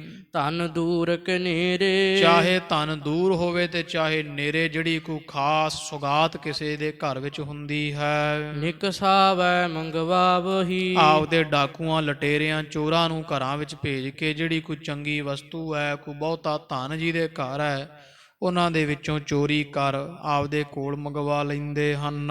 ਪਾਤਨੀ ਵਡੇਰੇ, ਤੇ ਇਸ ਤਰ੍ਹਾਂ ਦੇ ਬਹੁਤ ਭਾਰੀ ਧਨੀ ਹੋ ਚੁੱਕੇ ਆ, ਬਹੁਤ ਮਾਇਆ ਹਾਸਲ ਕਰ ਲਈ ਲੁਟੇਰੇ ਡਾਕੂਆਂ ਤੋਂ ਚੋਰੀਆਂ ਠੱਗੀਆਂ ਡਕੈਤੀਆਂ ਕਰਵਾ ਕੇ। ਤਾਲ ਰਚਿਓ ਮੰਦਿਰ ਕਰਿਓ, ਤੇ ਉਸੇ ਹੀ ਮਾਇਆ ਦਾ ਇਹਨਾਂ ਨੇ ਸਰੋਵਰ ਬਣਾਇਆ, ਬੜਾ ਸੋਹਣਾ ਮੰਦਿਰ ਹਰਮੰਦਰ ਬਣਾ ਲਿਆ ਹੈ। ਬਾਹ ਦਰਬ ਲਗਾਇਓ, ਬਹੁਤ ਪੈਸਾ ਹੋਣ ਕਰਕੇ ਉਹ ਲੁੱਟ ਦਾ ਮਾਲ ਸਾਰਾ ਇਹਨਾਂ ਨੇ ਹਰਮੰਦਰ ਸਾਹਿਬ ਤੇ ਅੰਮ੍ਰਿਤ ਸਰੋਵਰ ਤੇ ਲਾ ਦਿੱਤਾ, ਲੋਕਨ ਕੇ ਬਿਰਮਾਵਨੇ। ਤਾਂ ਕਿ ਬਾਦਸ਼ਾਹ ਸਲਾਮਤ ਲੋਕ ਬਿਰਮਾਏ ਰਹਿਣ, ਇਹਨਾਂ ਦਾ ਸੋਹਣੇ ਮਹੱਲ ਵੇਖ ਕੇ ਵੱਧ ਤੋਂ ਵੱਧ ਸੰਗਤਾਂ ਜੁੜਿਆ ਕਰਨ। ਇੱਕ ਵਿਉਂਤ ਬਣਾਇਓ, ਇਸ ਤਰ੍ਹਾਂ ਦੀ ਵਿਉਂਤ ਜੀ ਬਣਾ ਛੱਡੀ ਹੋਈ ਹੈ। ਮੰਦਿਰ ਬਣਾ ਲਿਆ, ਸਰੋਵਰ ਬਣਾ ਲਿਆ ਹੋਇਆ ਤੇ ਆਪਦਾ ਧਰਮ ਚਲਾ ਕਰਕੇ ਬੈਠ ਗਏ ਹਨ। ਤੁਮ ਭਾਖਿਓ ਨਾ ਬੁਲਾਵਤੇ ਹੋ, ਤੇ ਵੇਖੋ ਤੁਸੀਂ, ਤੁਹਾਨੂੰ ਤਾਂ ਆਖਿਆ ਹੈ ਤੇ ਤੁਸੀਂ ਕਿਉਂ ਨਹੀਂ ਗੁਰੂ ਅਰਜਨ ਦੇਵ ਨੂੰ ਇੱਥੇ ਸੱਦ ਲੈਂਦੇ ਹੋ। ਆਪੇ ਚੱਲ ਆਵੈ, ਤੁਸੀਂ ਕਹਿੰਦੇ ਹੋ ਕਿ ਆਪੇ ਚੱਲ ਕੇ ਆਵਣਗੇ, ਤੁਸੀਂ ਉਹਨਾਂ ਨੂੰ ਸੱਦਾ ਭੇਜ ਕੇ ਬੁਲਾਉਂਦੇ ਕਿਉਂ ਨਹੀਂ। ਅਬ ਲਾ ਮਿਲਿਓ ਨਾ ਆਪ ਕੋ, ਵੇਖ ਲਓ, ਤੁਸੀਂ ਆਖਿਆ ਸੀ ਆਪੇ ਆਉਣਗੇ, ਪ੍ਰਿਥੀ ਚੰਦ ਵੀ ਆਉਂਦਾ ਰਿਹਾ ਆਪਣੇ ਕੋਲ ਤੇ ਮਿਹਰਬਾਨ ਵੀ ਆਉਣ ਨੂੰ ਫਿਰਦਾ ਹੈ, ਪਰ ਵੇਖ ਲਓ ਬਾਦਸ਼ਾਹ ਸਲਾਮਤ ਗੁਰੂ ਅਰਜਨ ਦੇਵ ਜੀ ਇੱਕ ਵਾਰੀ ਨਹੀਂ ਆਏ ਹਨ। ਕੁਛ ਮਨ ਨਹਿ ਲਿਆਵੈ, ਤੁਹਾਡੀ ਗੱਲਬਾਤ ਨੂੰ ਕੋਈ ਮਨ ਵਿੱਚ ਹੀ ਨਹੀਂ ਲਿਆਉਂਦੇ ਐ, ਪਰਵਾਹ ਨਹੀਂ ਕਰਦੇ ਤੁਹਾਡੀ ਓਕਾ ਵੀ। ਹਜ਼ਰਤ ਜੀ ਚਾਹ ਕਰਹਾ, ਇਸ ਕਰਕੇ ਇਹ ਹਜ਼ਰਤ ਬਾਦਸ਼ਾਹ ਸਲਾਮਤ, ਜੋ ਤੁਹਾਡੇ ਮਨ ਵਿੱਚ ਚਾਹ ਹੈ, ਇੱਛਾ ਹੈ, ਉਹ ਕਰਨਾ ਕਰੋ। ਤਸ ਕਰਕੇ ਹੇਤਾ, ਤਸਕਰ ਦੇ ਵਾਸਤੇ ਭਾਵ ਵੀ ਚੋਰਾਂ ਵਾਸਤੇ ਤਾਂ ਜ਼ਰੂਰ ਕੁਝ ਨਾ ਕੁਝ ਕਰਨਾ ਚਾਹੀਦਾ ਹੈ। ਬਾਦਸ਼ਾਹ ਸਲਾਮਤ ਕਦੇ ਚੋਰਾਂ ਨੂੰ ਢਿੱਲ ਨਹੀਂ ਦੇਣੀ ਚਾਹੀਦੀ ਹੈ। ਚੋਰਾਂ ਦੇ ਮਾਮਲੇ ਵਿੱਚ ਜ਼ਰੂਰ ਤੁਹਾਨੂੰ ਗੁਰੂ ਅਰਜਨ ਦੇਵ ਤੋਂ ਪੁੱਛ-ਗਿੱਛ ਕਰਨੀ ਚਾਹੀਏ। ਚਾਹੀਏ ਕਹਿਨ ਬੁਲਾਏ ਟਿਕ, ਇਸ ਕਰਕੇ ਤੁਹਾਨੂੰ ਚਾਹੀਦਾ ਹੈ ਬਾਦਸ਼ਾਹ ਜੀ, ਕੋਈ ਮਨੁੱਖ ਭੇਜ ਕੇ ਤੇ ਇੱਥੇ ਲਾਹੌਰ ਗੁਰੂ ਅਰਜਨ ਦੇਵ ਨੂੰ ਸੱਦਿਆ ਜਾਵੇ। ਆਵਸ਼ਯਕ ਏਤਾ, ਇੰਨਾ ਕੁ ਤਾਂ ਉਹਨਾਂ ਨੂੰ ਜ਼ਰੂਰੀ ਬਣਦਾ ਹੈ ਨਾ, ਇੰਨੀ ਕੁ ਸਜ਼ਾ ਜਾਂ ਇੱਥੇ ਨਾ ਉਹਨਾਂ ਦਾ ਆਉਣਾ ਜ਼ਰੂਰੀ ਹੈ, ਸਫਾਈ ਦੇਣ ਆਪਦੀ, ਮੁਕੱਦਮੇ ਦਰਜ ਹੋਏ ਹੈ। ਤੋ ਇਸ ਤਰ੍ਹਾਂ ਚੋਰੀ ਹੋਈ ਹੈ ਬਾਦਸ਼ਾਹ ਦੇ ਤੰਬੂ ਵਿੱਚ, ਚਾਹੀਦਾ ਹੈ ਮਹਾਰਾਜ ਇੰਨਾ ਕੁ ਤਾਂ ਉਹਨਾਂ ਨੂੰ ਸਖਤਾਈ ਦੇਣੀ, ਹੁਕਮ ਦੇਣਾ। ਸ਼ਾਹੋ ਕਹਿਓ ਨਹਿ ਆਏ ਜੇ, ਉਹ ਬਾਦਸ਼ਾਹ ਜਹਾਂਗੀਰ ਕਹਿੰਦਾ ਕੋਈ ਗੱਲ ਨਹੀਂ ਚੰਦੂ, ਜੇ ਕਰ ਗੁਰੂ ਅਰਜਨ ਦੇਵ ਜੀ ਨਹੀਂ ਆਏ ਤਾਂ ਪੁਨ ਲੇਹ ਬੁਲਾਈ, ਸਮਾਂ ਪਾ ਕਰਕੇ ਆਪਾਂ ਬੁਲਾ ਲਵਾਂਗੇ, ਕੁਝ ਉਡੀਕ ਕਰ ਲਈਏ। ਨਿਸ਼ਚੈ ਕੀ ਜਹ ਸਾਚ ਇਹ ਝੂਠ ਹੈ ਜਾਂ ਸੱਚ ਹੈ, ਅਜੇ ਸਾਨੂੰ ਇਸ ਗੱਲ ਦਾ ਨਿਰਣਾ ਕਰ ਲੈਣ ਦੇ। ਕਹਿ ਮਿਥਿਆ ਗਾਈ, ਵੀ ਲੋਕ ਤੁਸੀਂ ਜਾਂ ਕੋਈ ਪਾਸੇ ਆਸੋਂ ਕਹਿੰਦੇ ਵੀ ਚੋਰ ਰੱਖੇ ਆ, ਡਾਕੂ ਰੱਖੇ ਆ, ਜਰਾ ਇਹ ਨਿਸ਼ਚਾ ਕਰ ਲਈਏ, ਪਤਾ ਕਰ ਲਈਏ ਚੱਜ ਨਾਲ ਵੀ ਗੱਲ ਸੱਚ ਹੈ ਕਿ ਕਿਸੇ ਨੇ ਉਹੀ ਧਮਾਈ ਹੋਈ ਹੈ, ਨਿੰਦਿਆ ਕੀਤੀ ਹੈ। ਜਿਉਂ ਕਿਉਂ ਕਰ ਨਿਜ ਦੇਸ਼ ਤੇ, ਬਸ ਜਿਵੇਂ ਕਿਵੇਂ ਕਰਕੇ ਆਪਣੇ ਇਸ ਦੇਸ਼ ਦੇ ਵਿੱਚੋਂ ਚੋਰੀ ਹਟਵਾਵੋ, ਆਪਾਂ ਚੋਰੀ ਹਟਾਉਣੀ, ਇਸ ਪਾਸੇ ਧਿਆਨ ਦੇਣਾ ਚਾਹੀਦਾ ਹੈ। ਸਾਬਤ ਕਰ ਗਹ ਲੀਜੀਏ, ਜੇ ਕੋਈ ਚੋਰ ਲੱਭਦਾ ਹੈ ਨਾ ਤੇ ਚੰਗੀ ਤਰ੍ਹਾਂ ਜਿਉਂਦੇ ਨੂੰ ਗ੍ਰਿਫਤਾਰ ਕੀਤਾ ਜਾਵੇ। ਨਹਿ ਝੂਠ ਲਗਾਵੋ, ਤੋ ਇਸ ਤਰ੍ਹਾਂ ਜਿਹੜਾ ਕੋਈ ਝੂਠਾ ਇਲਜ਼ਾਮ ਕਿਸੇ ਤੇ ਲਾਉਂਦਾ ਹੈ, ਉਹ ਨਹੀਂ, ਜਦੋਂ ਸਬੂਤ ਮਿਲ ਜਾਣ ਤੇ ਫਿਰ ਉਹ ਚੋਰ ਨੂੰ ਪਕੜ ਕਰਕੇ ਤੇ ਸਾਡੇ ਪਾਸ ਹਾਜ਼ਰ ਕੀਤਾ ਜਾਵੇ। ਜਿਵੇਂ ਕਿਵੇਂ ਹੈ ਇਸ ਦੇਸ਼ ਦੇ ਵਿੱਚੋਂ ਚੋਰਾਂ ਦਾ, ਡਾਕੂਆਂ ਦਾ, ਡਕੈਤਾਂ ਦਾ ਖਾਤਮਾ ਕਰਨਾ ਹੈ।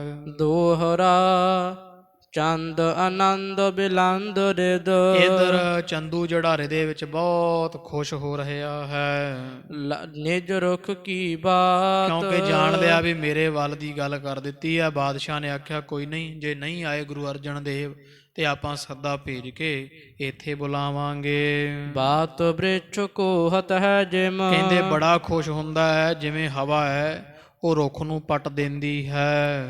ਘਾਤ ਦੇਖ ਕਰ ਘਾਤ, ਉਹ ਘਾਤ ਮੌਕਾ ਜਾ ਵੇਖ ਕੇ ਤੇ ਘਾਤ ਮਾਰਨ ਦੀ ਜਿਹੜੀ ਹੈ ਉਹ ਦਾਓ ਵੇਖ ਕੇ ਸੱਟ ਮਾਰਨੀ ਠੀਕ ਹੈ।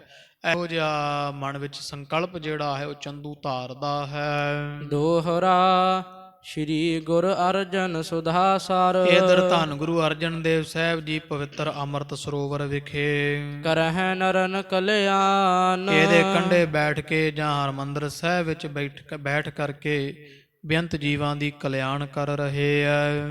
ਕੀਰਤ ਕਰ ਕਰ ਚੰਦਰਿਕਾ, ਤੇ ਜਿਵੇਂ ਚੰਦਰਮਾ ਦੀ ਚਾਂਦਨੀ ਹੁੰਦੀ ਹੈ ਇਸ ਤਰ੍ਹਾਂ ਮਹਾਰਾਜ ਦੀ ਉਜਲ ਕੀਰਤ ਵਡਿਆਈ ਘਰ ਘਰ ਅੰਦਰ ਹੋ ਰਹੀ। ਉਜਲ ਦਿਪਤ ਮਹਾਨ, ਉਜਲੀ ਭਾਵ ਪਵਿੱਤਰ ਵਡਿਆਈ ਸਾਰੇ ਸੰਸਾਰ ਵਿੱਚ ਦਿਪਤ ਹੋ ਰਹੀ ਹੈ, ਪ੍ਰਗਟ ਪ੍ਰਤੱਖ ਫਲੀ ਭੂਤ ਹੋ ਰਹੀ ਹੈ। ਹਾਕਲ ਛੰਦ ਸ਼੍ਰੀ ਨਾਨਕ ਸੁਤ ਸ਼੍ਰੀ ਚੰਦੰ, ਇਧਰ ਕਵੀ ਜੀ ਕਹਿੰਦੇ ਸੁਣੋ ਬਾਬਾ ਸ਼੍ਰੀ ਚੰਦ ਜੀ ਦਾ ਕੁਝ ਇਤਿਹਾਸ ਹੈ, ਪ੍ਰਸੰਗ। ਗੁਰੂ ਨਾਨਕ ਪਾਤਸ਼ਾਹ ਮਹਾਰਾਜ ਦੇ ਸਾਹਿਬਜ਼ਾਦੇ ਬਾਬਾ ਸ਼੍ਰੀ ਚੰਦ ਜੀ ਤਪ ਤਾਪਤ ਦਿਪਤ ਬਿਲੰਦੰ, ਜਿਹੜੇ ਬੇਅੰਤ ਤਪ ਕਰਦੇ ਆ, ਜਪ ਕਰਨ ਵਾਲੇ ਆ, ਜਤੀ ਹੈ, ਸਤੀ ਹੈ, ਮਹਾਨ ਤਪਸਵੀ ਹਨ, ਤੋ ਤਪੱਸਿਆ ਦੀ ਬੜੀ ਮੂਰਤ ਹਨ। ਅਭਿਆਸ ਜੋਗ ਮਹਿ ਭਾਰੀ, ਜਿਨ੍ਹਾਂ ਦਾ ਜੋਗ ਦੇ ਵਿੱਚ ਬਹੁਤ ਭਾਰੀ ਅਭਿਆਸ ਹੈ, ਬਹੁਤ ਜੋਗ ਦੇ ਸਾਧਨ ਜਿਨ੍ਹਾਂ ਸਿੱਧ ਕੀਤੇ ਹੋਏ ਮਹਾਨ ਯੋਗੀ ਪੁਰਸ਼ ਹਨ। ਹੋਏ ਸਫਲ ਜਿਗਿਰਾ ਉਚਾਰੀ, ਜਿਨ੍ਹਾਂ ਮਹਾਂਪੁਰਖਾਂ ਦੇ ਮੁਖੋਂ ਨਿਕਲਿਆ ਹੋਇਆ ਇੱਕ ਇੱਕ ਬਚਨ ਤ੍ਰੈਕਾਲ ਆਬਾਦ ਰੂਪ ਹੁੰਦਾ ਹੈ, ਕਹੇ ਹੋਏ ਬਚਨ ਉਹਨਾਂ ਦੇ ਝੁਠਲਾਏ ਨਹੀਂ ਜਾਂਦੇ। ਨਿਤ ਦਾਸ ਕਮਲੀਆ ਪਾਸੀ, ਇਹੋ ਜਿਹੇ ਸਤਿਪੁਰਖਾਂ ਦੇ ਪਾਸ ਕਮਲੀਆ ਨਾਮ ਦਾ ਇੱਕ ਦਾਸ ਰਹਿੰਦਾ ਹੈ। ਮਤ ਵਿਸ਼ਿਆਨ ਵਿਸਾਏ ਉਦਾਸੀ, ਇਹ ਵੀ ਬੜਾ ਸਾਧੂ ਮਹਾਂਪੁਰਖ ਹੈ ਜਿਸ ਦੀ ਮਤ ਵਿਸ਼ਿਆਂ ਦੇ ਵਿੱਚੋਂ ਉਦਾਸ ਹੋ ਚੁੱਕੀ ਹੈ। ਵਿਸ਼ੈਣੀ ਮਤ ਨੂੰ ਉਦਾਸ ਕਰ ਦਿੱਤਾ ਜਿਸ ਨੇ।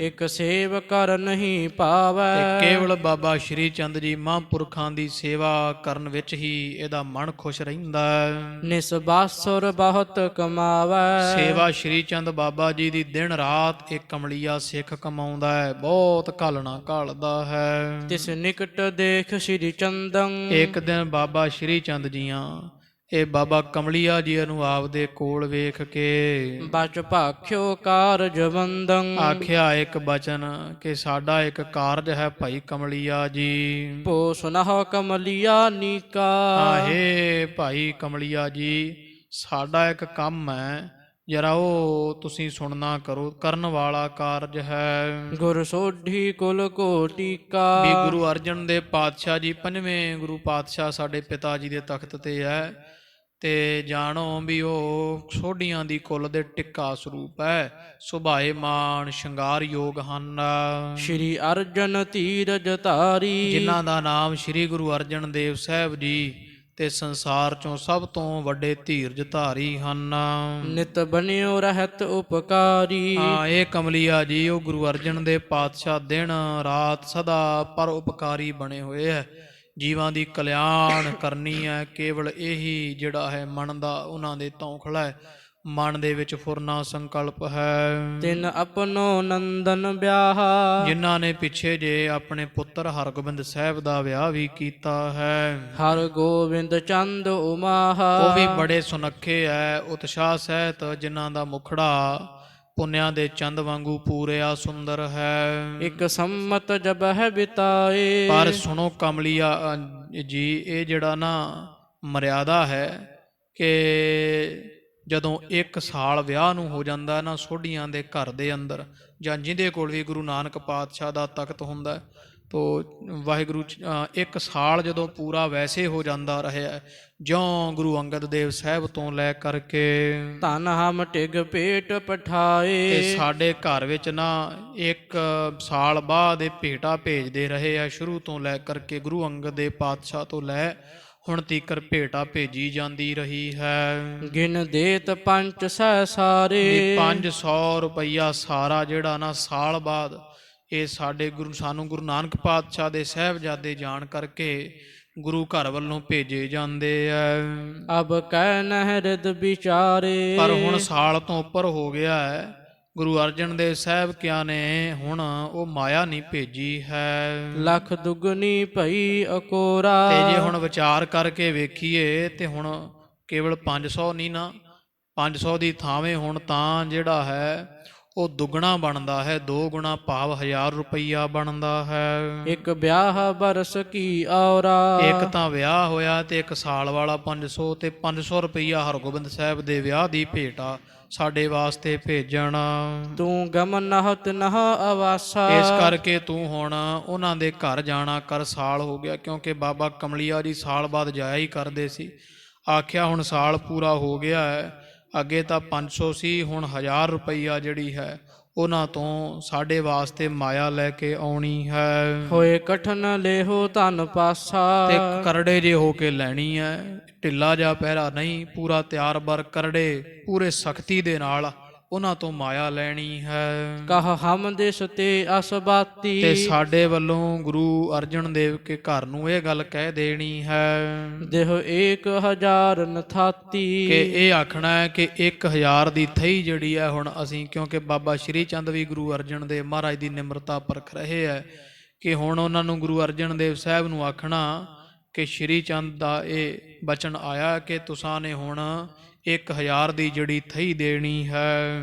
ਅਰ ਚੰਚਲ ਏਕ ਤੁਰੰਗਾ। ਤੇ ਇੱਕ ਚੰਚਲ ਘੋੜਾ, ਬਹੁਤ ਤੇਜ਼ ਤਰਾਰ ਘੋੜਾ ਵੀ ਅਸੀਂ ਲਵਾਂਗੇ ਤੁਹਾਥੋਂ। ਕਰ ਦੀਜਹਿ ਮੇਰੇ ਸੰਗਾ। ਹਾਂ ਭਾਈ ਕਮਲੀਆ ਜੀ, ਇਹ ਸਾਧ ਸੰਗ ਜੀ, ਇੱਕ ਭਾਈ ਗੋਦੜੀਆ ਵੀ ਸ਼ਾਇਦ ਇੱਥੇ ਕਮਲੀਆ ਨਾ ਆਇਆ ਹੋਵੇ। ਤੋ ਆਖਿਆ ਭਾਈ ਕਮਲੀਆ ਜੀ ਤੁਸੀਂ ਕਰੜੇ ਹੋ ਕਰਕੇ ਕਹਿ ਦੇਣਾ ਵੀ ਪ੍ਰਿਥੀ ਚੰਦ ਦੇ ਪਾਸੋਂ ਮੈਂ ਆਇਆ, ਸ਼੍ਰੀ ਚੰਦ ਦੇ ਪਾਸੋਂ, ਤੇ ਜਿਹੜਾ ਇਹ ਕਾਰਜ ਹੈ ਉਹਨਾਂ ਨੇ ਮੈਨੂੰ ਭੇਜਿਆ ਹੋਇਆ ਹੈ, ਤੁਸਾਂ ਨੇ ਮੈਨੂੰ ਦੇਣਾ ਹੈ 1000 ਰੁਪਈਆ ਤੇ ਚੰਚਲ ਘੋੜਾ ਮੈਂ ਨਾਲ ਲੈ ਕੇ ਜਾਣਾ, ਅਭੀ ਦੇਣਾ ਕਰੋ। ਜਬ ਸ਼੍ਰੀ ਅਰਜਨ ਟਿਕ ਜਾਵੋ। ਜਦੋਂ ਸ਼੍ਰੀ ਗੁਰੂ ਅਰਜਨ ਦੇਵ ਸਾਹਿਬ ਪਾਤਸ਼ਾਹ ਦੇ ਪਾਸ ਜਾਵੇਂਗਾ। ਰਹੁ ਖਰੋ ਨ ਬੈਠਾ ਆਵੋ। ਤੇ ਫਿਰ ਇਹ ਸਾਡਾ ਹੁਕਮ ਹੈ ਵੀ ਤੂੰ ਖੜਾ ਰਹਿਣਾ ਹੈ, ਉਹਨਾਂ ਦੇ ਘਰ ਵਿੱਚ ਬੈਠਣਾ ਨਹੀਂ ਹੈ। ਸਭ ਖਰੇ ਖਰੇ ਨਿਜ ਲੀਜੈ। ਜੋ ਕੁਝ ਲੈਣਾ ਖੜੇ ਖਲੋਤੇ ਨੇ ਉਹਨਾਂ ਤੋਂ ਪ੍ਰਾਪਤ ਕਰਨਾ ਹੈ। ਪੁਨ ਹਮ ਦਿਸ਼ ਆਵਨ ਕੀਜੈ। ਤੇ ਬੈਠਣਾ ਨਹੀਂ ਤੇ ਖੜਾ ਖਲੋਤਾ ਸਭ ਕੁਝ ਪ੍ਰਾਪਤ ਕਰਕੇ ਤੇ ਫਿਰ ਸਾਡੇ ਵਾਲੇ ਪਾਸੇ ਮੁੜ ਆਉਣਾ ਵੈ। ਰਹੋ ਤਿਨ ਢਿਗ ਤਾਵਤ ਠਾਂਡੇ। ਜਿੰਨਾ ਸਮਾਂ ਉਹਨਾਂ ਦੇ ਪਾਸ ਰਹਿਣਾ ਤੂੰ ਬੈਠਣਾ ਨਹੀਂ, ਖੜੇ ਹੀ ਰਹਿਣਾ ਹੈ। ਨਹਿ ਜਾਵਤ ਦੇ ਧਨ ਕਾਢੇ। ਤੇ ਜਿੰਨਾ ਸਮਾਂ ਤੈਨੂੰ ਧਨ ਨਹੀਂ ਕੱਢ ਕੇ ਦਿੰਦੇ, 1000 ਰੁਪਈਆ ਨਹੀਂ ਦਿੰਦੇ ਐ। ਜਬ ਦੇਹ ਉਪਾਇਨ ਸਾਰੀ। ਜਦੋਂ ਤੈਨੂੰ ਸਾਰੀ ਭੇਟਾ ਦੇ ਦਿੱਤੀ ਪੂਰੀ ਜੋ ਆਖੀ ਹੈ, ਤੇ ਘੋੜਾ ਵੀ ਦੇਵਣਗੇ। ਤਬ ਨਿਕਸਹ ਪੁਰੀ ਮਝਾਰੀ। ਤੇ ਉਸੇ ਸਮੇਂ ਤੂੰ ਅੰਮ੍ਰਿਤਸਰ ਨਗਰ ਚੋਂ ਵਾਪਸ ਮੁੜ ਆਉਣਾ ਹੈ, ਰਹਿਣਾ ਨਹੀਂ ਉੱਥੇ ਬਹੁਤਾ ਸਮਾਂ। ਪੁਨ ਬੈਠਾ ਸੁਪਤਹ ਆਛੇ। ਫਿਰ ਇੱਥੇ ਆ ਕਰਕੇ ਚਾਹੇ ਬੈਠੋ ਚਾਹੇ ਖਾਓ ਪੀਓ ਜੋ ਮਰਜ਼ੀ, ਇਸ ਗੱਲ ਦੀ ਖੁੱਲ ਹੈ। ਇਤ ਆਵਹ ਜਿਮ ਚਿਤ ਬਾਂਛੇ। ਜਦੋਂ ਚਿੱਤ ਬਾਂਛਿਆ ਗਿਆ ਭਾਵ ਇੱਛਾ ਕਰੇਗੀ ਇੱਥੇ ਆ ਕਰਕੇ। ਸੁਨ ਆਏ ਸਕੋ ਸਿਰ ਧਾਰਾ। ਸੁਣ ਕੇ ਸਾਧ ਸੰਗ ਜੀ ਕਮਲੀਆ ਬਾਬਾ ਸ਼੍ਰੀ ਚੰਦ ਜੀ ਦਾ ਸਿੱਖ ਹੈ, ਜੋ ਦਾਸ ਸੇਵਕ ਹੈ, ਇਹਨੇ ਮਹਾਂਪੁਰਖਾਂ ਦਾ ਹੁਕਮ ਸੁਣ ਕੇ ਸਿਰ ਮੱਥੇ ਧਾਰਨਾ ਕੀਤਾ ਮੰਨਿਆ ਹੈ। ਕਰ ਬੰਧਨ ਪੰਥ ਸੁਧਾਰਾ। ਮੱਥਾ ਟੇਕ ਕੇ ਬਾਬਾ ਸ਼੍ਰੀ ਚੰਦ ਜੀ ਨੂੰ ਤੇ ਅੰਮ੍ਰਿਤਸਰ ਸਾਹਿਬ ਦੇ ਰਸਤੇ ਪੈ ਗਿਆ ਹੈ। ਚੱਲ ਸਨੇ ਸਨੇ ਪੁਰ ਆਵਾ। ਤੁਰਦੇ ਹੋਏ ਭਾਈ ਕਮਲੀਆ ਜੀ ਸਮੇਂ ਦੇ ਨਾਲ ਅੰਮ੍ਰਿਤਸਰ ਸਾਹਿਬ ਪਹੁੰਚ ਗਏ। ਵਿੱਚ ਪ੍ਰਵੇਸ਼ਿਓ ਪਿਖ ਮੁਦ ਪਾਵਾ। ਬਹੁਤ ਖੁਸ਼ ਹੋਏ, ਸੁੰਦਰ ਰੌਣਕਾਂ ਦੇ ਭਰਿਆ ਹੋਇਆ ਅੰਮ੍ਰਿਤਸਰ ਨਗਰ, ਤੇ ਨਾਲ ਹੀ ਸਾਧ ਸੰਗ ਜੀ ਸੁੰਦਰ ਸਰੋਵਰ, ਸੁੰਦਰ ਮਹੱਲ, ਹਰਮੰਦਰ, ਇਹੋ ਜਿਹਾ ਸਥਾਨ ਵੇਖ ਕੇ ਭਾਈ ਕਮਲੀਆ ਖੁਸ਼ ਹੋਇਆ ਹੈ। ਸ਼੍ਰੀ ਅਰਜਨ ਥਿਤ ਜਿਸ ਥਾਨਾ। ਜਿੱਥੇ ਧੰਨ ਗੁਰੂ ਅਰਜਨ ਦੇਵ ਸਾਹਿਬ ਜੀ ਸੁਭਾਏਮਾਨ ਸਨ ਤਖਤ ਉੱਪਰ। ਸੁਨ ਸੁਧ ਕੋ ਨਿਕਟ ਪਿਆਨਾ। ਕਿਸੇ ਸਿੱਖ ਤੋਂ ਪੁੱਛ ਕੇ ਮਹਾਰਾਜ ਵੀ ਕਿੱਥੇ ਹੈ, ਸਤਿਗੁਰਾਂ ਦੇ ਦਰਸ਼ਨ ਕਰਨੇ ਹੈ, ਪਤਾ ਕਰਕੇ ਤੇ ਭਾਈ ਕਮਲੀਆ ਜੀ ਮਹਾਰਾਜ ਦੇ ਪਾਸ ਪਹੁੰਚੇ ਹੈ। ਵਿੱਚ ਸਭਾ ਸੁਜਾਏ ਪ੍ਰਵੇਸ਼ਾ। ਤੇ ਜਾ ਸਭਾ ਦੇ ਵਿੱਚ ਬਾਬਾ ਸ਼੍ਰੀ ਚੰਦ ਦਾ ਇਹ ਦਾਸ ਜਿਹੜਾ ਹੈ ਪਹੁੰਚ ਕਰਕੇ ਖੜ ਗਿਆ ਹੈ। ਕਰ ਬੰਧਨ ਦੀਨ ਸੰਦੇਸ਼ਾ। ਜਾ ਕੇ ਪਹਿਲਾਂ ਧੰਨ ਗੁਰੂ ਅਰਜਨ ਦੇਵ ਪਾਤਸ਼ਾਹ ਮਹਾਰਾਜ ਨੂੰ ਨਮਸਕਾਰ ਕੀਤੀ, ਮੱਥਾ ਟੇਕਿਆ, ਤੇ ਫਿਰ ਬਾਬਾ ਸ਼੍ਰੀ ਚੰਦ ਜੀ ਦਾ ਇਹ ਸੁਨੇਹਾ ਦਿੱਤਾ ਵੈ। ਸ਼੍ਰੀ ਚੰਦ ਖੁਸ਼ੀ ਬਹੁ ਕੀਨੀ। ਇਹ ਧੰਨ ਗੁਰੂ ਅਰਜਨ ਦੇਵ ਸਾਹਿਬ ਜੀ, ਤੁਹਾਡੇ ਸਾਹਿਬਜ਼ਾਦੇ ਦੇ ਜਿਹੜਾ ਹੈ ਵਿਵਾਹ ਦੀ ਨਾ ਬਾਬਾ ਸ਼੍ਰੀ ਚੰਦ ਜੀਆਂ ਬਹੁਤ ਖੁਸ਼ੀ ਕੀਤੀ ਹੈ, ਬੜਾ ਚਾਅ ਕੀਤਾ ਹੈ। ਚਾਹ ਭੇਟ ਆਪਨੀ ਲੀਨੀ। ਤੇ ਪਰ ਉਹ ਬਾਬਾ ਸ਼੍ਰੀ ਚੰਦ ਜੀ ਹੁਣ ਆਪਦੀ ਭੇਟਾ ਜਿਹੜੀ ਉਹ ਤੁਹਾਥੋਂ ਲਈ ਚਾਹੁੰਦੇ ਹਨ। ਮਮ ਆਵਣ ਕਾਰਜ ਇਹੀ। ਤੇ ਮੇਰਾ ਇੱਥੇ ਆਉਣ ਦਾ ਪਾਤਸ਼ਾਹ ਕੇਵਲ ਇਹੀ ਮਨੋਰਥ ਹੈ ਕਿ ਬਾਬਾ ਸ਼੍ਰੀ ਚੰਦ ਜੀ ਦਾ ਭੇਜਿਆ ਆਇਆ ਹਾਂ। ਅਬ ਦੁਗਣ ਪ੍ਰਥਮ ਤੇ ਲੇਹੀ। ਤੇ ਹੁਣ ਜਾਣੋ ਵੀ ਬਾਬਾ ਸ਼੍ਰੀ ਚੰਦ ਜੀ ਕਹਿੰਦੇ ਪਹਿਲਾਂ ਨਾਲੋਂ ਦੁੱਗਣੀ, ਪਹਿਲਾਂ 500 ਸੀ, ਹੁਣ 1000 ਰੁਪਈਆ ਲੈ ਕੇ ਜਾਵਾਂਗੇ। ਅਰ ਲੈਨੋ ਸੰਗ ਤੁਰੰਗਾ। ਤੇ ਇੱਕ ਨਾਲ ਬਾਬਾ ਸ਼੍ਰੀ ਚੰਦ ਜੀ ਨੇ ਸਾਨੂੰ ਆਖਿਆ ਕਿ ਇੱਕ ਘੋੜਾ ਵੀ ਲੈ ਕੇ ਆਉਣਾ ਹੈ ਸੁੰਦਰ। ਹੈ ਕਾਰਨ ਵਿਆਹ ਉਮੰਗਾ। ਇਹ ਵਿਆਹ ਦੇ ਕਾਰਨ, ਉਤਸ਼ਾਹ ਦੇ ਕਾਰਨ ਤੁਹਾਨੂੰ ਦੇਣਾ ਬਣਦਾ ਹੈ। ਤੁਮ ਦਿਓ ਨ ਬਿਲਮ ਲਗਾਈ। ਤੇ ਤੁਸਾਂ ਨੇ ਜਿਹੜਾ ਹੈ ਉਹ ਇਸ ਤਰ੍ਹਾਂ ਕਰਨਾ ਹੈ। ਤੇ ਦੂਸਰੀ ਗੱਲ ਸਾਧ ਸੰਗਤ ਜੀ, ਇਸ ਤਰ੍ਹਾਂ ਜਦੋਂ ਬਾਬਾ ਸ਼੍ਰੀ ਚੰਦ ਜੀਆਂ ਭੇਜਿਆ ਹੈ ਮਹਾਰਾਜ ਦੀ ਗਰੀਬ ਨਵਾਜ ਦੀ ਨਿਮਰਤਾ ਵੇਖਣ ਵਾਸਤੇ ਸਮੇਂ-ਸਮੇਂ, ਕਿਉਂਕਿ ਬਹੁਤ ਅਵਸਥਾ ਵਾਲੇ ਮਹਾਂਪੁਰਖ ਹੈ ਬਾਬਾ ਸ਼੍ਰੀ ਚੰਦ ਜੀ, ਉਹ ਆਪਣੇ ਕਮਲੀਆ ਸਿੱਖ ਨੂੰ ਭੇਜ ਕਰਕੇ ਆਖ ਦਿੱਤਾ ਹੈ, ਇਹਨੇ ਸੁਨੇਹਾ ਲਾਇਆ ਮਹਾਰਾਜ ਇਸ ਤਰ੍ਹਾਂ ਕਿ ਬਾਬਾ ਸ਼੍ਰੀ ਚੰਦ ਜੀ ਨੇ ਮੈਨੂੰ ਭੇਜਿਆ। ਤੇ ਇਹ ਉਹਨਾਂ ਨੇ ਆਖਿਆ ਕਿ ਦੁੱਗਣੀ ਮਾਇਆ 500 ਹਰਗੋਬਿੰਦ ਸਾਹਿਬ ਦੇ ਵਿਵਾਹ ਵਾਸਤੇ ਤੇ ਦੇਰ ਨਹੀਂ ਲਾਉਣੀ ਹੈ। ਇਸ ਕਾਰਨ ਤੇ ਮੰਗਾਈ। ਤੇ ਇਹ ਕਾਰਨ ਦੱਸ ਦਿੱਤਾ ਵੀ ਇੱਕ ਘੋੜਾ ਵੀ ਲੈਣਾ ਆ ਤੇ 1000 ਰੁਪਈਆ ਤੇ ਬਾਬਾ ਸ਼੍ਰੀ ਚੰਦ ਜੀ ਨੇ ਮੈਨੂੰ ਭੇਜਿਆ ਹੈ। ਲੇਹੁ ਖਰੋ ਖਰੋ ਧਨ ਥਾਤੀ। ਤੇ ਇਹ ਵੀ ਆਖਿਆ ਵੀ ਤੁਸੀਂ ਖੜੇ ਖਲੋਤਿਆਂ ਨੇ ਬਹਿਣਾ ਨਹੀਂ, ਧਨ ਦੀ ਥਈ ਜਿਹੜੀ ਆ ਖੜੇ ਖਲੋਤਿਆਂ ਪ੍ਰਾਪਤ ਕਰਨੀ ਹੈ। ਨਹਿ ਕੀਜੈ ਬੈਠਨ ਬਾਤੀ। ਨਾ ਬਾਤ ਕੋਈ ਹੋਰ ਕਰਨੀ ਹੈ ਤੇ ਨਾ ਉੱਥੇ ਬੈਠਣਾ। ਇੱਥੇ ਮਹਾਰਾਜ ਸਤ ਸੰਗਤ ਜੀ ਬਾਬਾ ਸ਼੍ਰੀ ਚੰਦ ਜੀ ਇੱਧਰ ਜਿਹੜਾ ਕਮਲੀਆ ਸਿੱਖ ਉਹਦੀ ਵੀ ਨਾਲ ਪਰਖ ਕਰ ਰਹੇ ਆ ਵੀ ਸਾਡਾ ਹੁਕਮ ਮੰਨਦਾ ਕਿ ਨਹੀਂ ਮੰਨਦਾ, ਵੀ ਜਿੰਨੀ ਗੱਲ ਕਹੀ ਆ ਉਸੇ ਤੇ ਪੂਰਾ ਆ। ਤੋ ਇਸ ਤਰ੍ਹਾਂ ਦੇ ਜਿਹੜੇ ਕੌਤਕੇ ਕਰ ਲੈਂਦੇ ਹੁੰਦੇ ਸਨ ਕਦੇ ਕਦੇ। ਤੋ ਕਵੀ ਜੀ ਕਹਿੰਦੇ ਇਸ ਤਰ੍ਹਾਂ ਇਹਨੇ ਸਾਰੀ ਗੱਲ ਦੱਸ ਦਿੱਤੀ ਵੀ ਮੈਂ ਬੈਠਣਾ ਨਹੀਂ, ਖੜ ਕੇ ਪ੍ਰਾਪਤੀ ਕਰਨੀ ਹੈ। ਮੈਂ ਆਇਸ ਕਰੂੰ ਨ ਭੰਗਾ। ਤੇ ਮੈਂ ਬਾਬਾ ਸ਼੍ਰੀ ਚੰਦ ਜੀ ਦੀ ਆਗਿਆ ਨਹੀਂ ਭੰਗ ਕਰਨੀ ਹੈ। ਦੇਹੋ ਦਰਬ 1000 ਤੁਰੰਗਾ।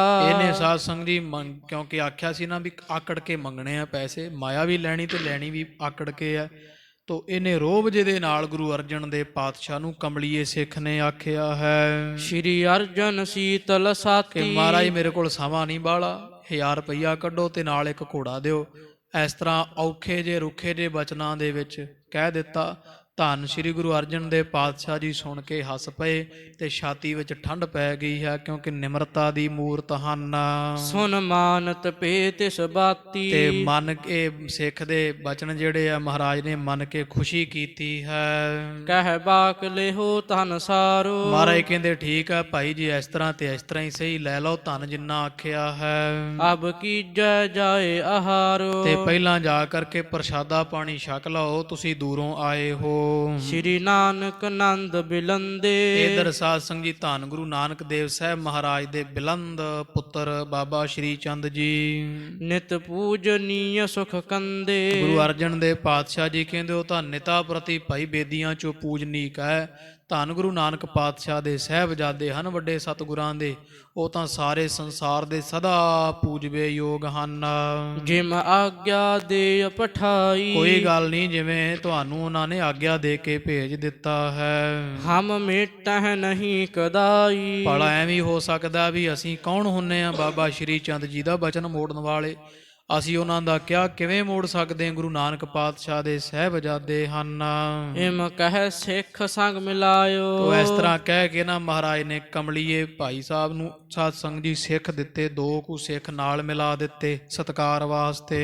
ਇਸ ਥਾਨ ਦੇਗ ਕੇ ਆਇਓ। ਤੇ ਆਖਿਆ ਵੀ ਇਹਨਾਂ ਨੂੰ ਲੰਗਰ ਵਿੱਚ ਲੈ ਕੇ ਜਾਓ। ਉਹ ਸਿੱਖ ਭਾਈ ਕਮਲੀਆ ਜੀ ਨੂੰ ਲੰਗਰ ਵਿੱਚ ਲੈ ਕੇ ਗਏ ਹਨ। ਸ਼੍ਰੀ ਗੰਗਾ ਤਹਿ ਵਰਤਾਵੈ। ਇੱਧਰ ਧੰਨ ਮਾਤਾ ਗੰਗਾ ਜੀ ਦਾ ਸੁਭਾਅ ਸੀ। ਜਗਤ ਮਾਤਾ ਜੀ ਆਪ ਖਾਲਸਾ ਜੀ ਲੰਗਰ ਵਿੱਚ ਸੇਵਾ ਕਰਿਆ ਕਰਦੇ ਸਨ।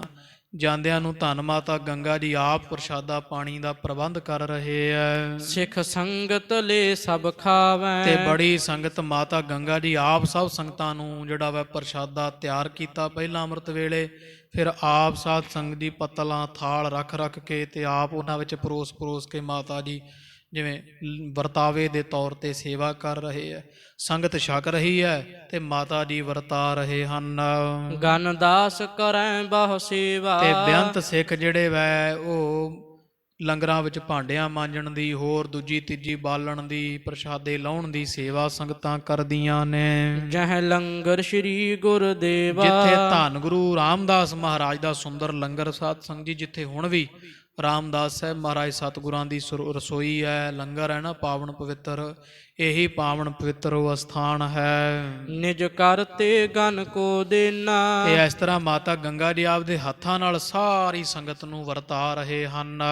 ਗਨ ਪੂਜਨ ਕਰਤੇ ਲੈਨਾ ਤੇ ਸੰਗਤ ਬਹੁਤ ਜ਼ਿਆਦਾ ਹੈ, ਇਕੱਠ ਬਹੁਤ ਭਾਰੀ ਹੋ ਰਿਹਾ ਹੈ ਤੇ ਸਾਰੀਆਂ ਸੰਗਤਾਂ ਮਹਾਰਾਜ ਮਾਤਾ ਜੀ ਦੇ ਹੱਥੋਂ ਲੰਗਰ ਲੈ ਕੇ ਛਕ ਰਹੀਆਂ ਨੇ। ਥਿਰ ਭਇਓ ਕਮਲੀਆ ਜਾਏ ਇਧਰ ਬਾਬਾ ਕਮਲੀਆ ਜੀ ਵੀ ਸੰਗਤ ਬੈਠੀ ਹੋਈ ਆ ਤੇ ਜਾਪ ਪੰਗਤ ਵਿੱਚ ਖੜਾ ਹੋਇਆ ਹੈ। ਨਹਿ ਬੈਠਿਓ ਖਰੋ ਰਹਾਏ ਤੇ ਬੈਠਿਆ ਨਾ ਹੁਕਮ ਹੈ ਨਾ ਬਾਬਾ ਸ਼੍ਰੀ ਚੰਦ ਦਾ, ਤੇ ਉਹ ਪਾਲਣ ਵਾਸਤੇ ਤੇ ਉਸੇ ਤਰ੍ਹਾਂ ਹੀ ਹੱਥ ਵਿੱਚ ਬਰਤਨ ਲੈ ਕੇ ਤੇ ਬਾਬਾ ਕਮਲੀਆ ਜੀ ਖੜੇ ਹੋਏ ਐ। ਕਹਿ ਮਾਈ ਦੇਹੋ ਆਹਾਰਾ ਤੇ ਬਸ ਉਹ ਸੁਭਾਅ ਬਣਾ ਕੇ ਘੱਲਿਆ ਸੀ ਵੀ ਐਂ ਹੀ ਬੋਲਣਾ ਉੱਥੇ ਜਾ ਕੇ। ਮਾਤਾ ਗੰਗਾ ਜੀ ਨੂੰ ਆ ਕੇ ਕਹਿੰਦਾ, ਉਹ ਮਾਤਾ ਲਿਆਓ ਮੈਨੂੰ ਪ੍ਰਸ਼ਾਦਾ ਛਕਾਓ ਪਹਿਲਾਂ। ਅਚ ਲੇਵਾ ਮੈਂ ਇਸ ਥਾ ਬਾਰਾ ਮੈਂ ਹੁਣੇ ਛੇਤੀ ਦੇ ਨਾਲ ਕਾਹਲੀ ਬਹੁਤ ਹੈ ਤੇ ਅਭੀ ਕੇ ਅਭੀ ਮੈਂ ਪ੍ਰਸ਼ਾਦਾ ਛਕਾਂਗਾ। ਕਛ ਮਾਤਾ ਰੁਖ ਨਹਿ ਕੀਨਾ ਸੰਗਤ ਬਹੁਤੀ ਸੀ ਸਾਧ ਸੰਗਤ ਜੀ, ਧੰਨ ਮਾਤਾ ਜੀ ਮਾਤਾ ਗੰਗਾ ਜੀਆਂ ਨੇ ਕੋਈ ਬਹੁਤਾ ਧਿਆਨ ਨਾ ਦਿੱਤਾ, ਪਤਾ ਨਹੀਂ ਲੱਗਿਆ ਹੈ। ਬਾਹ ਨਰਕੋ ਦੇਤ ਪ੍ਰਬੀਨਾ ਕਿਉਂਕਿ ਸੰਗਤ ਦਾ ਇਕੱਠ ਬਹੁਤ ਹੈ। ਸਿਆਣੇ ਮਾਤਾ ਜੀ ਇੱਕ ਵਾਸਿਓਂ ਲੱਗੇ ਹੋਏ ਪੰਗਤ ਨੂੰ ਵਰਤਾ ਰਹੇ ਐ। ਪੁਨ ਜਾਚਿਓ ਮੋ ਕਹ ਦੀਜੈ ਫੇਰ ਬਾਬਾ ਕਮਲੀਆ ਜੀ ਉੱਚੀ ਆਵਾਜ਼ ਵਿੱਚ ਬੋਲੇ, ਮਾਤਾ ਜੀ ਸਾਰਿਆਂ ਤੋਂ ਪਹਿਲਾਂ ਮੈਨੂੰ ਪ੍ਰਸ਼ਾਦਾ ਛਕਾਇਆ ਜਾਵੇ। ਨਹਿ ਤਨਕ ਬਿਲਮ ਕੋ ਕੀਜੈ ਥੋੜੀ ਵੀ ਦੇਰੀ ਨਾ ਕਰੋ, ਮੇਰੇ ਕੋਲ ਬਹੁਤਾ ਸਮਾਂ ਨਹੀਂ ਇੱਥੇ ਖੜਨੇ ਦਾ। ਗਨ ਸਿੱਖਨ ਬਾਟਤ ਸੋਈ ਇਧਰ ਹੁਣ ਮਾਤਾ ਗੰਗਾ ਜੀ ਸਾਰੇ ਸਿੱਖਾਂ ਨੂੰ ਪ੍ਰਸ਼ਾਦਾ ਪਾਣੀ ਵਰਤਾ ਰਹੇ ਸਨ, ਜਿਸ ਕਰਕੇ ਜਿਵੇਂ ਜ਼ੋਰ ਜਾ ਪਿਆ ਹੋਇਆ ਸੇਵਾ ਦਾ। ਚਿਤ ਮਹਿ ਅਤ ਕਾਹਲ ਹੋਈ ਤੇ ਉਹ ਕਾਹਲ ਹੋ ਜਾਂਦੀ ਜਦੋਂ ਸੇਵਾ ਕਰਦਿਆਂ ਇਕੱਠ ਬਹੁਤਾ ਸੀਗਾ ਤੇ ਮਾਤਾ ਗੰਗਾ ਜੀ ਦੇ ਚਿੱਤ ਵਿੱਚ ਜਿਵੇਂ ਬਹੁਤੀ ਸੰਗਤ ਆਉਣ ਕਰਕੇ ਮਨ ਜਿਵੇਂ ਹੱਥ ਕਾਹਲਾ ਪਿਆ ਹੋਇਆ ਹੈ। ਬਚ ਬੋਲੀ ਅਹਦੀ ਜੈਸੇ ਇਧਰ ਬਾਬਾ ਕਮਲੀਆ ਪਰਖਦੇ ਹੋ ਉੱਚੀ ਉੱਚੀ ਲੰਗਰ ਵਿੱਚ ਲੱਗੇ ਹੋਏ, ਮਾਤਾ ਪਹਿਲਾਂ ਸਾਰਿਆਂ ਤੋਂ ਮੈਨੂੰ ਛਕਾਓ। ਉਧਰ ਮਾਤਾ ਗੰਗਾ ਜੀ ਵਰਤਾ ਰਹੇ ਆ, ਧਿਆਨ ਇੱਧਰ ਆ ਨਹੀਂ ਰਿਹਾ, ਇੱਕ ਪਾਸਿਓਂ ਲੱਗੇ ਹੋਏ ਵਰਤਾਉਂਦੇ ਆ। ਬਾਬਾ ਕਮਲੀਆ ਜੀ ਉੱਚੀ ਆਵਾਜ਼ ਵਿੱਚ ਫੇਰ ਕਹਿ ਦਿੰਦੇ ਆ, ਪਹਿਲਾਂ ਸਾਰਿਆਂ ਤੋਂ ਮੈਨੂੰ ਛਕਾਓ। ਤੇ ਸੰਗਤ ਬੈਠੀ ਹੋਈ ਹੈ, ਇਕੱਲੇ ਹੀ ਖੜੇ ਸਨ ਪੰਗਤ ਵਿੱਚ। ਤੇ ਮਾਤਾ ਗੰਗਾ ਜੀ ਬੋਲੇ, ਕਹਿੰਦੇ ਕਿ ਭਾਈ ਕਮਲੀਆ ਵੀ ਤੁਸੀਂ ਤਾਂ ਥਾਣੇਦਾਰ ਦੇ ਵਾਂਗੂ, ਜਿਵੇਂ ਕੋਈ ਫੌਜ ਵਿੱਚ ਆਇਆ ਹੁੰਦਾ, ਕੋਈ ਸੈਨਿਕ ਜਰਨੈਲ ਆਇਆ ਹੁੰਦਾ ਹੈ, ਰਹਿ ਖਰੋ ਜਾਚ ਤੋ ਐਸੇ ਵੀ ਥਾਣੇਦਾਰ ਵਾਂਗੂ ਖੜਾ ਹੀ ਕੋਤਵਾਲ ਵਾਂਗੂ ਇੱਥੇ ਪ੍ਰਸ਼ਾਦਾ ਮੰਗੀ ਜਾ ਰਹੇ ਹੋ। ਨਹਿ ਬੈਠਾ ਧੀਰਜ ਪਾਈ ਵੀ ਧੀਰਜ ਰੱਖ ਕੇ ਜਿਵੇਂ ਦੂਜੀ ਸੰਗਤ ਬੈਠੀ ਹੈ, ਤੁਸੀਂ ਵੀ ਜਰਾ ਤਨਕ ਰੁਕ ਜਾਓ। ਦੇ ਵਰਤਾ ਹੈ ਭੋਜਨ ਖਾਈ ਜਿਵੇਂ ਵਰਤੀ ਜਾਂਦਾ ਸਾਰੀ ਸੰਗਤ ਭੋਜਨ ਪ੍ਰਸ਼ਾਦਾ ਛਕ ਰਹੀ ਹੈ, ਤੁਸੀਂ ਵੀ ਜਰਾ ਜਿਵੇਂ ਸਮਾਂ ਬਣਦਾ ਤੁਹਾਨੂੰ ਵੀ ਛਕਾਇਆ ਜਾ ਰਿਹਾ ਹੈ। ਤੋ ਜਿਵੇਂ ਸੰਗਤ ਬੈਠੀ ਪੰਗਤ ਦੇ ਅੰਦਰ ਤੁਸੀਂ ਵੀ ਸੱਜ ਬੈਠੋ ਜੀ। ਇਮ ਕਹਿ ਕਰ ਦਿਓ ਆਹਾਰਾ ਇਸ ਤਰ੍ਹਾਂ ਕਹਿ ਕਰਕੇ ਤੇ ਮਾਤਾ ਗੰਗਾ ਜੀਆਂ ਪ੍ਰਸ਼ਾਦਾ ਪਾਣੀ ਫੜਾ ਦਿੱਤਾ ਹੈ। ਲੈ ਅਚਵਿਓ ਠਾਡੇ ਸਾਰਾ ਤੇ ਬਾਬਾ ਕਮਲੀਆ ਜੀਆਂ ਨੇ ਖੜੇ ਖਲੋਤੇ ਸਾਧ ਸੰਗਤ ਜੀ ਉਹ ਸਾਰਾ ਗੱਫਾ ਪਾਣੀ ਛਕਿਆ ਹੈ। ਬਾਬਾ ਸ਼੍ਰੀ ਚੰਦ ਦੇ ਹੁਕਮ ਦੀ ਉਦੂਲੀ ਨਹੀਂ ਕੀਤੀ ਹੈ। ਕਰ ਪਾਨੀ ਪਾਨ ਪਖਾਰੇ ਤੇ ਖੜੇ ਹੀ ਬਾਬਾ ਕਮਲੀਆ ਜੀਆਂ ਹੱਥ ਧੋਤੇ ਆ ਜਲ ਦੇ ਨਾਲ। ਪੁਨ ਤਹ ਤੇ ਨਿਕਸ ਪਧਾਰੇ ਤੇ ਉਥੋਂ ਨਿਕਲ ਕੇ ਫਿਰ ਤੁਰ ਪਏ ਆ। ਹੁਕਮ ਹੋਇਆ ਸੀ ਬਾਬਾ ਸ਼੍ਰੀ ਚੰਦ ਜੀ ਦਾ ਖੜਨਾ ਨਹੀਂ, ਬਹਿਣਾ ਨਹੀਂ, ਰੁਕਣਾ ਨਹੀਂ। ਨਾਲ ਦੀ ਨਾਲ ਇਥੋਂ ਨਿਕਲ ਆਏ ਲੰਗਰ ਦੇ ਵਿੱਚੋਂ। ਸ੍ਰੀ ਅਰਜਨ ਕੇ ਟਿਗ ਤੇ ਆਇਓ। ਜਾ ਖਲੋਤੇ ਫੇਰ ਧੰਨ ਗੁਰੂ ਅਰਜਨ ਦੇਵ ਸਾਹਿਬ ਪਾਸ। ਮੋਹਿ ਦੀਜਹਿ ਬਾਕ ਅਲਾਇਓ। ਤੇ ਫਿਰ ਉੱਚੀ ਸਾਰੀ ਬੋਲਿਆ, ਲਿਆਓ ਗੁਰੂ ਅਰਜਨ ਦੇਵ ਸਾਹਿਬ ਜੀ 1000 ਰੁਪਈਆ ਕੱਢੋ ਤੇ ਮੈਂ ਜਾਵਾਂ ਘਰ ਨੂੰ। ਨਤ ਠਾਡੋ ਨਿਕਟ ਤੁਮਾਰੇ। ਨਹੀਂ ਤਾਂ ਮੈਂ ਬਹਿਣਾ ਤਾਂ ਹੈ ਨਹੀਂ ਤੇ ਇੱਥੇ ਹੀ ਤੁਹਾਡੇ ਸਾਹਮਣੇ ਖੜਾ ਰਹਾਂਗਾ। ਨਹਿ ਬੈਠਾ ਆਇਸ ਧਾਰੇ। ਹਾਂ, ਤੁਹਾਡੀ ਆਗਿਆ ਨਹੀਂ ਅੱਜ ਮੰਨਣੀ, ਮੈਂ ਤੁਹਾਡੀ ਆਗਿਆ ਮੰਨ ਕੇ ਵੀ ਅੱਜ ਮੈਂ ਬੈਠਾਂਗਾ ਨਹੀਂ। ਤਬ ਸਤਿਗੁਰ ਧਨ ਅਨਵਾਇਓ। ਤੋ ਧੰਨ ਗੁਰੂ ਅਰਜਨ ਦੇਵ ਪਾਤਸ਼ਾਹ ਮਹਾਰਾਜ ਜੀ ਇਸੇ ਤਰ੍ਹਾਂ ਜਿੰਨਾ ਮਾਇਆ ਮੰਗੀ 1000 ਕੁ ਰੁਪਈਆ ਧਨ ਜਿਹੜਾ ਮੰਗਵਾ ਲਿਆ ਹੈ। ਜੁਤ ਬਾਜੀ ਦਿਓ ਸੁਹਾਇਓ। ਤੇ ਇੱਕ ਘੋੜਾ ਬੜਾ ਸੋਹਣਾ ਸੁੰਦਰ ਤੇ 1000 ਰੁਪਈਆ ਦੇ ਦਿੱਤਾ ਹੈ। ਨਿਜ ਸੇਵਕ ਸੰਗਰ ਲਾਇਓ। ਤੇ ਸਤਿਕਾਰ ਨਾਲ ਵੀ ਭਾਈ ਜਾਓ, ਭਾਈ ਕਮਲਿਆ ਜੀ ਨੂੰ ਬਾਬਾ ਸ਼੍ਰੀ ਚੰਦ ਦੇ ਡੇਰੇ ਤੇ ਛੱਡ ਕੇ ਆਓ। 2-3 ਸਿੱਖ ਵੀ ਨਾਲ ਭੇਜ ਦਿੱਤੇ ਹਨ। ਸੰਭਾਰ ਭਲੇ ਪਹੁੰਚਾਇਓ। ਤੇ ਚੰਗੀ ਤਰ੍ਹਾਂ ਸੰਭਾਲ ਕੇ ਇਹਨਾਂ ਦੇ ਨਾਲ ਜਾ ਕੇ ਤੁਸਾਂ ਨੇ ਆਪ ਪਹੁੰਚਾ ਕੇ ਆਉਣਾ ਹੈ। ਸ਼੍ਰੀ ਨਾਨਕ ਦੇਹੁਰੇ ਥਾਨਾ। ਜਿੱਥੇ ਸਾਧ ਸੰਗਤ ਜੀ ਧੰਨ ਗੁਰੂ ਨਾਨਕ ਦੇਵ ਸਾਹਿਬ ਮਹਾਰਾਜ ਦਾ ਦੋਹਰਾ ਸਥਾਨ ਬਣਿਆ ਹੈ। ਸ਼੍ਰੀ ਚੰਦ ਥਿਰੇ ਤਪਵਾਨਾ। ਤਾਪੀ ਤਪਸਵੀ ਮਹਾਂਪੁਰਖ ਬਾਬਾ ਸ਼੍ਰੀ ਚੰਦ ਜੀ ਇੱਥੇ ਪੜਾ ਕੀਤਾ ਰਹਿੰਦੇ ਹਨ। ਤਬ ਦਾਸਨ ਬਿਨੈ ਬਖਾਨੀ। ਤੇ ਦਾਸ ਜਿਹੜੇ ਸੇਵਕ ਇਹਨਾਂ ਨੇ ਆਣ ਬੇਨਤੀ ਕੀਤੀ ਹੈ। ਇਹੋ ਭੇਟ ਤੁਮਰੀ ਆਨੀ। ਬਾਬਾ ਕਮਲੀਆ ਜੀ ਨੇ ਆ ਕੇ ਹੱਥ ਜੋੜੇ, ਬਾਬਾ ਸ਼੍ਰੀ ਚੰਦ ਜੀ ਲਓ ਮਹਾਰਾਜ ਜੋ ਤੁਸੀਂ ਆਖਿਆ, ਅੰਮ੍ਰਿਤਸਰ ਸਾਹਿਬ ਤੋਂ ਗੁਰੂ ਘਰੋਂ ਤੁਹਾਡੀ ਭੇਟ ਆ ਗਈ ਹੈ। ਸੁਣ ਹਰਖਤ ਹੋਏ ਪ੍ਰਬੀਨਾ। ਮਹਾਰਾਜ ਤੁਹਾਡੇ ਵਾਸਤੇ ਬਖਸ਼ਿਸ਼ ਆਈ ਹੈ, ਤੋ ਆਓ ਕਰੋ ਕਬੂਲ ਆਪ ਜੀ। ਇਹ ਸਾਧ ਸੰਗਤ ਜੀ ਸੁਣ ਕੇ ਨਾ ਤੇ ਮਹਾਰਾਜ ਦੀ ਨਿਮਰਤਾ ਵੇਖ ਕੇ ਵੀ ਜਿਵੇਂ ਕਿ ਉਵੇਂ ਹੀ ਕਰ ਦਿੱਤਾ, ਇੱਕ ਵਾਰੀ ਵੀ ਨਾ ਕੀਤੀ। ਤੋ ਬਾਬਾ ਸ਼੍ਰੀ ਚੰਦ ਜੀ ਬਹੁਤ ਖੁਸ਼ ਹੋਏ ਆ ਵੀ ਇਹ ਨਿਮਰਤਾ ਉਹੀ ਗੁਰੂ ਰਾਮਦਾਸ ਮਹਾਰਾਜ ਵਾਲੀ, ਉਹੀ ਨਿਮਰਤਾ ਜਿਹਨੇ ਗੁਰੂ ਨਾਨਕ ਪਾਤਸ਼ਾਹ ਸਾਡੇ ਪਿਤਾ ਜੀ ਦਾ ਤਖਤ ਲੈ ਲਿਆ।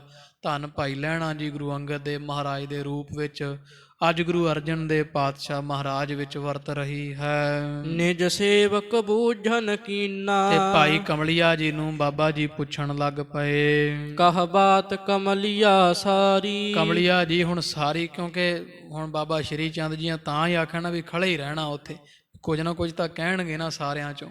ਤੇ ਹੁਣ ਬਾਬਾ ਸ਼੍ਰੀ ਚੰਦ ਜੀ ਕਹਿੰਦੇ ਆ ਕਿ ਕਮਲੀਆ ਜੀ ਸਾਰੀ ਗੱਲ ਦੱਸੋ, ਜਦੋਂ ਗਏ ਤੇ ਆਉਣ ਤੀਕਰ ਜੋ ਵੀ ਹੋਇਆ।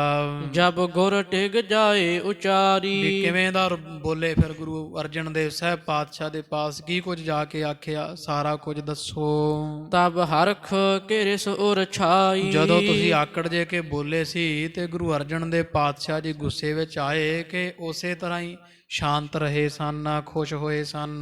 ਕਿਮ ਕਹਿ ਕਰ ਭੇਟ ਪਠਾਈ। ਤੇ ਕਿਵੇਂ ਔਖੇ ਜੇ ਹੋ ਕੇ ਮਾਇਆ ਦਿੱਤੀ ਹੈ ਕਿ ਖੁਸ਼ੀ ਖੁਸ਼ੀ ਮਾਇਆ ਭੇਜ ਦਿੱਤੀ ਵੈ। ਰਹਿ ਠਾਡੋ ਕੇ ਤਿਕ ਕਾਲਾ। ਤੇ ਕਿੰਨਾ ਕੁ ਚਿਰ ਤੁਹਾਨੂੰ ਠੱਲ ਕੇ ਰੱਖਿਆ ਉਹਨਾਂ ਨੇ, ਕਿੰਨਾ ਕੁ ਸਮਾਂ ਗੱਲ ਨਹੀਂ ਸੁਣੀ ਸੀ। ਕਿਮ ਬੋਲੇ ਬਾਕ ਰਸਾਲਾ। ਦੱਸੋ ਗੁਰੂ ਅਰਜਨ ਦੇਵ ਪਾਤਸ਼ਾਹ ਜੀ ਕੀ ਤੁਹਾਨੂੰ ਮਿੱਠੇ ਬਚਨ ਬੋਲੇ ਸਨ, ਕਿਉਂਕਿ ਉਹਨਾਂ ਵਿੱਚ ਨਿਮਰਤਾ ਬਹੁਤ ਸੁਣੀ ਜਾਂਦੀ ਹੈ। ਗੁਰਦਾਸ ਕਮਲੀਆ ਸਤੋ ਦੋ। ਗੁਰੂ ਅਰਜਨ ਦੇਵ ਪਾਤਸ਼ਾਹ ਮਹਾਰਾਜ ਦੇ ਦਾਸ ਸਿੱਖ ਵੀ ਖਾਲਸਾ ਜੀ ਖੜੇ ਹੋਏ ਕੋਲ, ਤੇ ਭਾਈ ਕਮਲੀਆ ਜੀ ਬੋਲੇ ਹਨ, ਹੋਏ ਠਾਡੇ ਆਗੇ ਸੋ।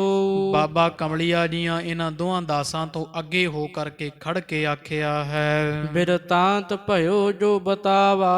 ਬਾਬਾ ਸ਼੍ਰੀ ਚੰਦ ਜੀ ਲਓ ਸੁਣੋ, ਮੈਂ ਦੱਸਦਾ ਜਿਹੜਾ ਵੀ ਬਰਤਾਂਤ ਅੰਮ੍ਰਿਤਸਰ ਸਾਹਿਬ ਵਰਤਿਆ ਹੈ। ਮੈਂ ਜਾਏ ਸੁਬਾਕ ਸੁਨਾਵਾ। ਮੈਂ ਜਾ ਕੇ ਤੇ ਬੜਾ ਔਖਾ ਜਿਹਾ ਬੋਲਿਆ ਗੁਰੂ ਅਰਜਨ ਦੇਵ ਸਾਹਿਬ ਜੀ ਨੂੰ। ਨਹਿ ਛੋਬ ਗੁਰੂ ਉਰ ਹੋਵਾ। ਮੈਂ ਔਖਾ ਹੀ ਬੋਲਿਆ ਵੀ ਲਿਆਓ 1000 ਰੁਪਈਆ ਕੱਢੋ ਤੇ ਇੱਕ ਲਿਆਓ ਘੋੜਾ, ਮੈਂ ਜਾਣਾ ਹੈ, ਸਮਾਂ ਨਹੀਂ ਮੇਰੇ ਕੋਲ। ਤੇ ਇਸ ਤਰ੍ਹਾਂ ਰੁੱਖਾ ਜਿਹਾ ਬੋਲਣ ਦੇ ਬਾਵਜੂਦ ਵੀ ਧੰਨ ਗੁਰੂ ਅਰਜਨ ਦੇਵ ਪਾਤਸ਼ਾਹ ਨੂੰ ਕੋਈ ਸ਼ੋਭ ਨਹੀਂ ਹੋਇਆ, ਕੋਈ ਦੁੱਖ ਨਹੀਂ ਹੋਇਆ ਸੀ। ਸਮਪੂਰਬ ਕੇ ਮੁਖ ਜੋਵਾ। ਤੇ ਜਿਵੇਂ ਪਹਿਲਾਂ ਸੀ ਨਾ, ਮੈਂ ਤਾਂ ਉਵੇਂ ਹੀ ਗੁਰੂ ਅਰਜਨ ਦੇਵ ਕਿਉਂਕਿ ਸਾਲ ਦੇ ਸਾਲ ਹੀ ਜਾਂਦਾ ਸੀ ਬਾਬਾ ਕਮਲੀਆ ਜੀ 500 ਮਾਇਆ ਭੇਟ ਲੈਣ ਵਾਸਤੇ। ਤੋ ਆਖਿਆ ਵੀ ਮੈਂ ਤਾਂ ਜਿਵੇਂ ਪੂਰਬ ਕਹੀਏ ਪਹਿਲਾਂ ਵੀ ਆਈ ਵੇਖਿਆ ਸੀ, ਤੇ ਪੁੱਤ ਦਾ ਵਿਆਹ ਕਰਕੇ ਵੀ ਧੰਨ ਗੁਰੂ ਅਰਜਨ ਦੇਵ ਪਾਤਸ਼ਾਹ ਜੀ ਉਸੇ ਤਰ੍ਹਾਂ ਹਨ। ਮੁਝ ਭੇਜਿਓ ਦੇਗ ਸਥਾਨੇ। ਤੇ ਪਹਿਲਾਂ ਮਹਾਰਾਜ ਨੇ ਮੈਨੂੰ ਦੇਗ ਸਥਾਨ ਲੰਗਰ ਵਿੱਚ ਭੇਜ ਦਿੱਤਾ, 2 ਸਿੱਖ ਨਾਲ ਭੇਜੇ ਸੀ। ਤਬ ਪਹੁੰਚਿਓ ਭੋਜਨ ਖਾਨੇ। ਤੇ ਫਿਰ ਮੈਂ ਭੋਜਨ ਛਕਣ ਵਾਸਤੇ ਪ੍ਰਸ਼ਾਦਾ ਲੰਗਰ ਵਿੱਚ ਪਹੁੰਚ ਗਿਆ। ਸ਼੍ਰੀ ਗੰਗਾ ਤਹਿ ਵਰਤਾਵੈ। ਤੇ ਜਗਤ ਮਾਤਾ ਧੰਨ ਮਾਤਾ ਗੰਗਾ ਜੀ ਉੱਥੇ ਵਰਤਾ ਰਹੇ ਸਨ। ਸਿੱਖ ਪੁੰਜ ਅਸਨ ਲੇਖਾਵੈ। ਬੇਅੰਤ ਹਜ਼ਾਰਾਂ ਸੰਗਤਾਂ ਪ੍ਰਸ਼ਾਦਾ ਲੈ ਲੈ ਕੇ ਗੁਰੂ ਘਰੋਂ ਛਕ ਰਹੀਆਂ, ਪੇਟ ਤ੍ਰਿਪਤ ਕਰ ਰਹੀਆਂ। ਬਹੁ ਪੀਰ ਭਈ ਸਿੱਖ ਲੇਤੇ। ਬੜੇ ਸਿੱਖ ਆਏ ਹੋਏ ਸੀ ਤੇ ਬੇਅੰਤ ਸਿੱਖਾਂ ਦੀ ਭੀੜ ਲੱਗੀ ਹੋਈ ਵੇਖੀ ਮੈਂ। ਇੱਕ ਮਾਤਾ ਭੋਜਨ ਦੇਤੇ। ਤੇ ਮਾਤਾ ਜੀ ਇਕੱਲੇ ਸਾਰਿਆਂ ਨੂੰ ਪ੍ਰਸ਼ਾਦਾ ਵਰਤਾ ਰਹੇ ਸੀ। ਮੈਂ ਜਾਚੋ ਇੱਕ ਦੋਏ ਬਾਰੀ। ਤੇ ਮੈਂ ਔਖਾ ਜਿਹਾ ਹੋ ਕੇ, ਜਿਵੇਂ ਤੁਸੀਂ ਦੱਸਿਆ ਸੀ, ਉੱਥੇ ਵੀ ਖੜੋ ਕੇ ਤੇ 1-2 ਵਾਰੀ ਪ੍ਰਸ਼ਾਦਾ ਮੰਗਿਆ ਸੀ। ਤਿਨ ਦੇਖਿਤ ਗਿਰਾ ਉਚਾਰੀ। ਤੇ ਮੈਨੂੰ ਖੜਿਆਂ ਵੇਖ ਕੇ ਸਾਰੀ ਪੰਗਤ ਤੇ ਸੰਗਤ ਵਿੱਚ ਮਾਤਾ ਗੰਗਾ ਜੀਆਂ ਇਹ ਮੁਖੋਂ ਬਚਨ ਕੀਤਾ ਜੀ। ਸਮ ਅਹਦੀ ਕੇ ਤੁਮ ਆਵੋ। ਵੀ ਜਦੋਂ ਆਉਣੇ ਹੋ ਬਾਬਾ ਕਮਲੀਆ ਜੀ ਥਾਣੇਦਾਰ ਬਣ ਕੇ ਖੜ ਜਾਂਦੇ ਹੋ, ਜਦੋਂ ਵੀ ਆਉਣੇ ਹੋ। ਆਖਿਆ ਤਾਂ ਹੱਸ ਕਰਕੇ ਮਾਤਾ ਗੰਗਾ ਜੀਆਂ ਵੀ ਜਦੋਂ ਵੀ ਆਪ ਜੀ ਆਉਂਦੇ ਹੋ ਇਸ ਤਰ੍ਹਾਂ ਖੜ ਜਾਂਦੇ ਹੋ ਤੇ ਖੜ ਕੇ ਹੀ ਛਕਦੇ ਹੋ, ਕਿਤੇ ਬਹਿ ਵੀ ਜਾਇਆ ਕਰੋ। ਇਸ ਤਰ੍ਹਾਂ ਮਾਤਾ ਨੇ ਸੁਭਾਇਕ ਇਹ ਬਚਨ ਕਹਿ ਦਿੱਤੇ ਤੇ ਉਸੇ ਤਰ੍ਹਾਂ ਹੀ ਬਾਬਾ ਕਮਲੀਆ ਜੀ ਨੇ ਦੱਸ ਦਿੱਤੇ ਹਨ। ਰਹਿ ਖਰੇ ਅਸਨ ਕੋ ਖਾਵੋ। ਤੇ ਮੈਂ ਵੀ ਖੜਾ ਹੀ ਰਿਹਾ ਤੇ ਮਾਤਾ ਜੀ ਕਹਿੰਦੇ ਕਿ ਜਦੋਂ ਆਉਂਦੇ ਹੋ ਐਂ ਕੋਤਵਾਲ ਬਣ ਕੇ ਖੜ ਲੈਂਦੇ ਹੋ, ਬਹਿ ਕੇ ਪ੍ਰਸ਼ਾਦਾ ਆਨੰਦ ਨਾਲ ਛਕ ਕੇ ਜਾਇਆ ਕਰੋ। ਕਿਹਾ ਤਾਂ ਇਸ ਤਰ੍ਹਾਂ ਬਚਨ, ਤੇ ਬਾਬਾ ਕਮਲਿਆ ਜੀਆਂ ਨੇ ਵੀ ਇਸ ਤਰ੍ਹਾਂ ਦੱਸ ਦਿੱਤਾ ਵੀ ਮਾਤਾ ਗੰਗਾ ਜੀ ਕਹਿੰਦੇ ਜਦੋਂ ਆਉਂਦੇ ਹੋ ਥਾਣੇਦਾਰ ਬਣ ਕੇ ਖੜ ਜਾਂਦੇ ਹੋ। ਤੇ ਫਿਰ ਮੈਨੂੰ ਪ੍ਰਸ਼ਾਦਾ ਦੇ ਦਿੱਤਾ, ਮੈਂ ਛਕ ਲਿਆ। ਇਮ ਕਹਿ ਕਰ ਦਿਓ ਆਹਾਰਾ। ਇਸ ਤਰ੍ਹਾਂ ਮੈਨੂੰ ਸੁੰਦਰ ਪ੍ਰਸ਼ਾਦਾ ਪਾਣੀ ਦੇ ਦਿੱਤਾ ਸੀ। ਮੈਂ ਖਾਇਓ ਵਹਿਰ ਪਧਾਰਾ। ਤੇ ਛਕ ਕੇ ਗੱਫਾ ਪਾਣੀ ਤੇ ਮਹਾਰਾਜ ਫਿਰ ਮੈਂ ਇੱਥੋਂ ਬਾਹਰ ਆ ਗਿਆ ਮਹਾਰਾਜ ਵਾਲੇ ਪਾਸੇ। ਗੁਰ ਅਰਜਨ ਭੇਟ ਮੰਗਾਈ। ਤੇ ਗੁਰੂ ਅਰਜਨ ਦੇਵ ਪਾਤਸ਼ਾਹ ਨੇ ਮੇਰੇ ਜਾਂਦਿਆਂ ਨੂੰ ਭੇਟਾ 1000 ਰੁਪਈਆ ਤੇ ਘੋੜਾ ਵੀ ਮੰਗਵਾ ਲਿਆ। ਸਿੱਖ ਦੇ ਕਰ ਸੰਗ ਪਠਾਈ। ਆ 2 ਸਿੱਖ ਜਿਹੜੇ ਨਾਲ ਆਏ ਪਾਤਸ਼ਾਹ ਹਜ਼ੂਰ ਦੇ ਭੇਜੇ ਹੋਏ ਤੇ ਮੈਨੂੰ ਇੱਥੇ ਛੱਡਣ ਆਏ ਆ। ਸੁਨ ਸ੍ਰੀ ਚੰਦ ਜਿਨ ਭੈਨਾ। ਤੇ ਹੁਣ ਬਾਬਾ ਸ਼੍ਰੀ ਚੰਦ ਜੀ ਜਿਨ੍ਹਾਂ ਦੇ ਮਨ ਵਿੱਚ ਕਵੀ ਜੀ ਕਹਿੰਦੇ ਰੱਤੀ ਮਾਤਰ ਵੀ ਜਿਹੜਾ ਉਹ ਭੈ ਨਹੀਂ ਹੈ। ਰਿਸ ਤਨਕ ਧਾਰ ਕਹਿ ਬੈਨਾ। ਤੇ ਜਿਨ੍ਹਾਂ ਦਾ ਸੁਭਾਅ ਵੀ ਖਾਲਸਾ ਜੀ ਖੁੱਲਾ ਹੈ ਤੇ ਜਿਹੜਾ ਹੈ ਉਹ ਰਿਸ ਧਾਰੀ, ਜਿਵੇਂ ਥੋੜਾ ਜਿਹਾ ਜਿਵੇਂ ਸੁਭਾਅ ਅੜਬ ਸੁਭਾਅ ਦੇ ਸਨ ਬਾਬਾ ਸ਼੍ਰੀ ਚੰਦ ਜੀ। ਤੋ ਜਦੋਂ ਪੁੱਛਿਆ ਨਾ ਇਸ ਤਰ੍ਹਾਂ ਤੇ ਕਮਲੀਆ ਜੀ ਨੇ ਦੱਸ ਦਿੱਤਾ ਤੇ ਥੋੜਾ ਕਵੀ ਜੀ ਕਹਿੰਦੇ ਮਨ ਵਿੱਚ ਖੋਭ ਜਿਹਾ ਧਾਰ ਕੇ ਵੀ ਪਰਖ ਕਰਦੇ ਗੁਰੂ ਅਰਜਨ ਦੇਵ ਮਹਾਰਾਜ ਦੀ। ਉਹਨਾਂ ਨੂੰ ਤਾਂ ਗੁੱਸਾ ਆਇਆ ਨਾ ਖਾਲਸਾ ਜੀ, ਪਰ ਬਾਬਾ ਸ਼੍ਰੀ ਚੰਦ ਜੀ ਨੂੰ ਮਾਤਾ ਗੰਗਾ ਜੀ ਦੀ ਕਈ ਗੱਲ ਤੇ ਗੁੱਸਾ ਆ ਗਿਆ ਹੈ। ਜੇ ਅਹਦੀ ਅਨਭੂਖੇ। ਉਹਨਾਂ ਮਾਤਾ ਨੂੰ ਕਹਿਣਾ ਸੀ ਤੂੰ ਕਮਲੀਆ ਵੀ ਜੇ ਭੁੱਖੇ ਤੁਹਾਡੇ ਕੋਤਵਾਲ ਤੇ ਥਾਣੇਦਾਰ ਘਰ ਵਿੱਚ ਆਉਂਦੇ ਹਨ। ਚਿਤ ਚਹਿਤ ਕਹਿਤ ਬਚ ਰੁਖੇ। ਤੇ ਜੇ ਚਿੱਤ ਵਿੱਚ ਕਹੇ ਆ ਤੁਹਾਨੂੰ ਉਹਨਾਂ ਨੇ ਰੁੱਖੇ ਜੇ ਬਚਨ ਬੋਲੇ ਹਨ। ਤਉ ਅਹਦੀ ਤਿਨ ਘਰ ਆਵੈ। ਤੇ ਫਿਰ ਉਹਨਾਂ ਨੂੰ ਆਖਣਾ ਵੀ ਹੁਣ ਐਦੀ ਹੀ ਤੁਹਾਡੇ ਘਰੇ ਸੈਨਾ ਜਿਹੜੀ ਕੋਈ ਫੌਜਦਾਰ ਕੋਈ ਸਰਕਾਰੀ ਜਿਹੜਾ ਵਾ ਫੌਜਦਾਰ ਆਉਂਦਾ ਹੀ ਰਹੇਗਾ, ਕੋਈ ਫੌਜ ਦੀ ਟੁਕੜੀ ਆਉਂਦੀ ਰਿਹਾ ਕਰੇਗੀ। ਰਿਪ ਕੂਰੇ ਦੋਸ਼ ਲਗਾਵੈ। ਜਿਹੜੇ ਰਿਪ ਹੋਣਗੇ ਦੁਸ਼ਮਣ ਝੂਠੇ ਦੋਸ਼ ਲਾਇਆ ਕਰਦੇ ਕਰਨਗੇ। ਤਿੰਨ ਆਵਨ ਕੋ ਫਲ ਦੇਖੋ। ਤੇ ਅਜੇ ਤਾਂ ਕਮਲੀਆ ਆਇਆ ਹੈ ਤੇ ਫੌਜ ਵਾਲੀ ਤਾਂ ਗੱਲਬਾਤ ਕਮਲੀਆ ਜੀ ਦੇ ਵਿੱਚ ਹੈ ਹੀ ਨਹੀਂ ਸੀ। ਕਹਿਣਾ ਮਾਤਾ ਜੀ ਨੂੰ ਜਦੋਂ ਫੌਜ ਆਉਂਦੀ ਆ ਤੇ ਉਹਨਾਂ ਦਾ ਸੁਭਾਅ ਵੇਖਿਆ ਜੇ ਉਹ ਆ ਕੇ ਕਿਵੇਂ ਨਿਬੜਦੇ ਕਿਵੇਂ ਕਰਦੇ ਹਨ।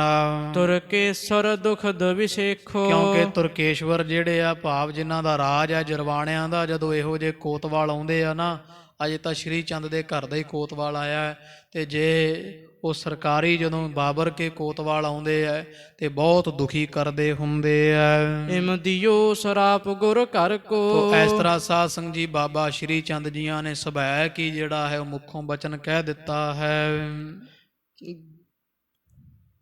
ਹੋਏ ਹੋਣ ਹਾਰ ਪਰ ਹਰ ਕੋ। ਤੇ ਕਵੀ ਜੀ ਕਹਿੰਦੇ ਬਾਕੀ ਹੋਣਹਾਰੀ ਹੈ ਵੀ ਇਹ ਤਾਂ ਗੁਰੂ ਅਰਜਨ ਦੇਵ ਮਹਾਰਾਜ ਨੇ ਕੌਤਕ ਰਚਿਆ ਹੀ ਹੋਇਆ ਵੀ ਇਦਾਂ ਹੋਣਾ ਹੀ ਹੋਣਾ ਹੈ ਮਹਾਰਾਜ ਨੇ।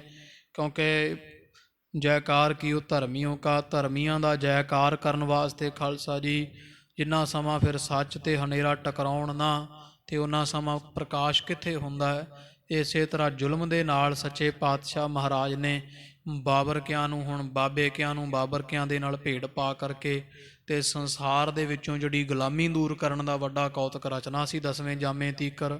ਤੋ ਧੰਨ ਗੁਰੂ ਅਰਜਨ ਦੇਵ ਪਾਤਸ਼ਾਹ ਮਹਾਰਾਜ ਜੀ ਤਾਂ ਜਾਣਦੇ ਹੀ ਹੈ, ਕਵੀ ਜੀ ਕਹਿੰਦੇ ਤਾਂ ਕੌਤਕ ਹੈ ਜਿਹੜਾ ਕੋਈ ਨਹੀਂ ਮੇਟ ਸਕਦਾ, ਹਜ਼ੂਰ ਦਾ ਆਪਦਾ ਹੀ ਬਣਾਇਆ ਹੋਇਆ ਹੈ। ਸਭ ਲਈ ਅਕੋਰ ਸੰਭਾਰੀ। ਤੋ ਬਾਬਾ ਸ਼੍ਰੀ ਚੰਦ ਜੀ ਨੇ ਸਾਰੀਆਂ ਹੀ ਜਿਹੜੀਆਂ ਭੇਟਾਵਾਂ ਦਿੱਤੀਆਂ ਸਾਂਭ ਲਈਆਂ ਨੇ। ਧਨ ਥਾਤੀ ਗਿਣੇ ਹਜ਼ਾਰੀ। ਜਦੋਂ ਥਈ ਜੀ ਗਿਣੀ ਮਾਇਆ ਦੀ ਤੇ ਪੂਰਾ 1000 ਰੁਪਈਆ ਹੋਇਆ ਹੈ। ਪੁਨ ਘੋਰਾ ਸੁੰਦਰ ਹੀਰਾ। ਫਿਰ ਸੋਹਣਾ ਸੁੰਦਰ ਘੋੜਾ ਜਿਹੜਾ ਵੇਖ ਕਰਕੇ ਪ੍ਰਸੰਨ ਭਏ ਤਿਸ ਬੇਰਾ। ਤੇ ਮਹਾਂਪੁਰਖ ਬਹੁਤ ਬਾਬਾ ਸ਼੍ਰੀ ਚੰਦ ਜੀ ਪ੍ਰਸੰਨ ਖੁਸ਼ ਹੋਏ ਹਨਗੇ। ਗੁਰ ਘਰ ਮਹਿ ਵਧੈ ਤਬੇਲਾ। ਪਰ ਨਾਲ ਬਚਨ ਇਹ ਵੀ ਕਹਿ ਦਿੱਤੇ, ਸੁਭਾਅ ਖੁੱਲ੍ਹਾ ਨਾ, ਕਹਿੰਦੇ ਵਾਹ ਬਈ ਧੰਨ ਗੁਰੂ ਅਰਜਨ ਦੇਵ ਸਾਹਿਬ ਜੀ ਘੋੜਾ ਭੇਜਿਆ, ਤੁਹਾਡੇ ਘਰ ਵਿੱਚ ਤਬੇਲੇ ਵਧਿਆ ਕਰਨਗੇ। ਹੋਏ ਅਧਿਕੈ ਸੈਨ ਸਕੇਲਾ। ਤੇ ਬਾਕੀ ਜੇ ਘੋੜੇ ਹੋਣਗੇ ਤੇ ਘੋੜਾ ਜਿਹੜਾ ਵੈ ਘੋੜੇ ਬਿਨ ਨਾ ਹੀ ਅਸਵਾਰ, ਜਿਵੇਂ ਅਸਵਾਰ ਘੋੜੇ ਤੋਂ ਬਿਨਾਂ ਨਹੀਂ ਤੇ ਘੋੜਾ ਅਸਵਾਰ ਤੋਂ ਬਿਨਾਂ ਨਹੀਂ। ਜੇ ਘੋੜੇ ਹੋਣਗੇ ਤੇ ਪਾਤਸ਼ਾਹ ਤੇਰੇ ਦਰ ਘਰ ਦੇ ਵਿੱਚ ਸੱਚੇ ਪਾਤਸ਼ਾਹ ਗੁਰੂ ਨਾਨਕ ਦੇਵ ਜੀ ਮਹਾਰਾਜ ਮਿਹਰਾਮਤਾ ਕਰਨ, ਉਹਨਾਂ ਦਾ ਵੱਡਾ ਦਰ ਘਰ ਹੈ।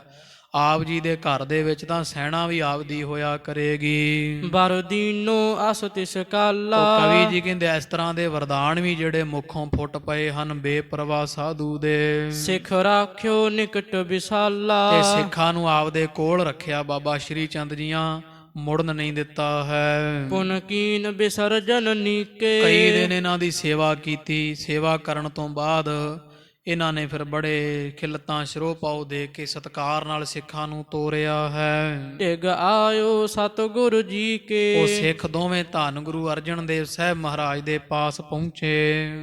ਕਹਿ ਸਕਲ ਪ੍ਰਸੰਗ ਸੁਨਾਇਓ। ਤੇ ਬਾਬਾ ਸ਼੍ਰੀ ਚੰਦ ਦੇ ਜਿਹੜੇ ਮੂੰਹ ਨਿਕਲੇ ਹੋਏ ਬਚਨ ਸੀਗੇ ਉਹ ਸਾਰਾ ਹੀ ਪ੍ਰਸੰਗ ਸਿੱਖਾਂ ਵੀ ਸੁਣਾ ਦਿੱਤਾ ਹੈ। ਜਿਮ ਬਰ ਅਰ ਸਰਾਪ ਅਲਾਇਓ। ਆਖਿਆ ਮਹਾਰਾਜ 3 ਬਚਨ ਹੋਇਆ ਵੀ ਸੈਨਾ ਜਿਹੜੀ ਆ ਉਹ ਕਮਲੀਏ ਵਰਗੀ ਨਹੀਂ ਹੁੰਦੀ, ਜਿਹੋ ਜੀ ਹੁੰਦੀ ਉਹ ਦੁੱਖ ਬਹੁਤ ਦਿੰਦੀ ਹੈ।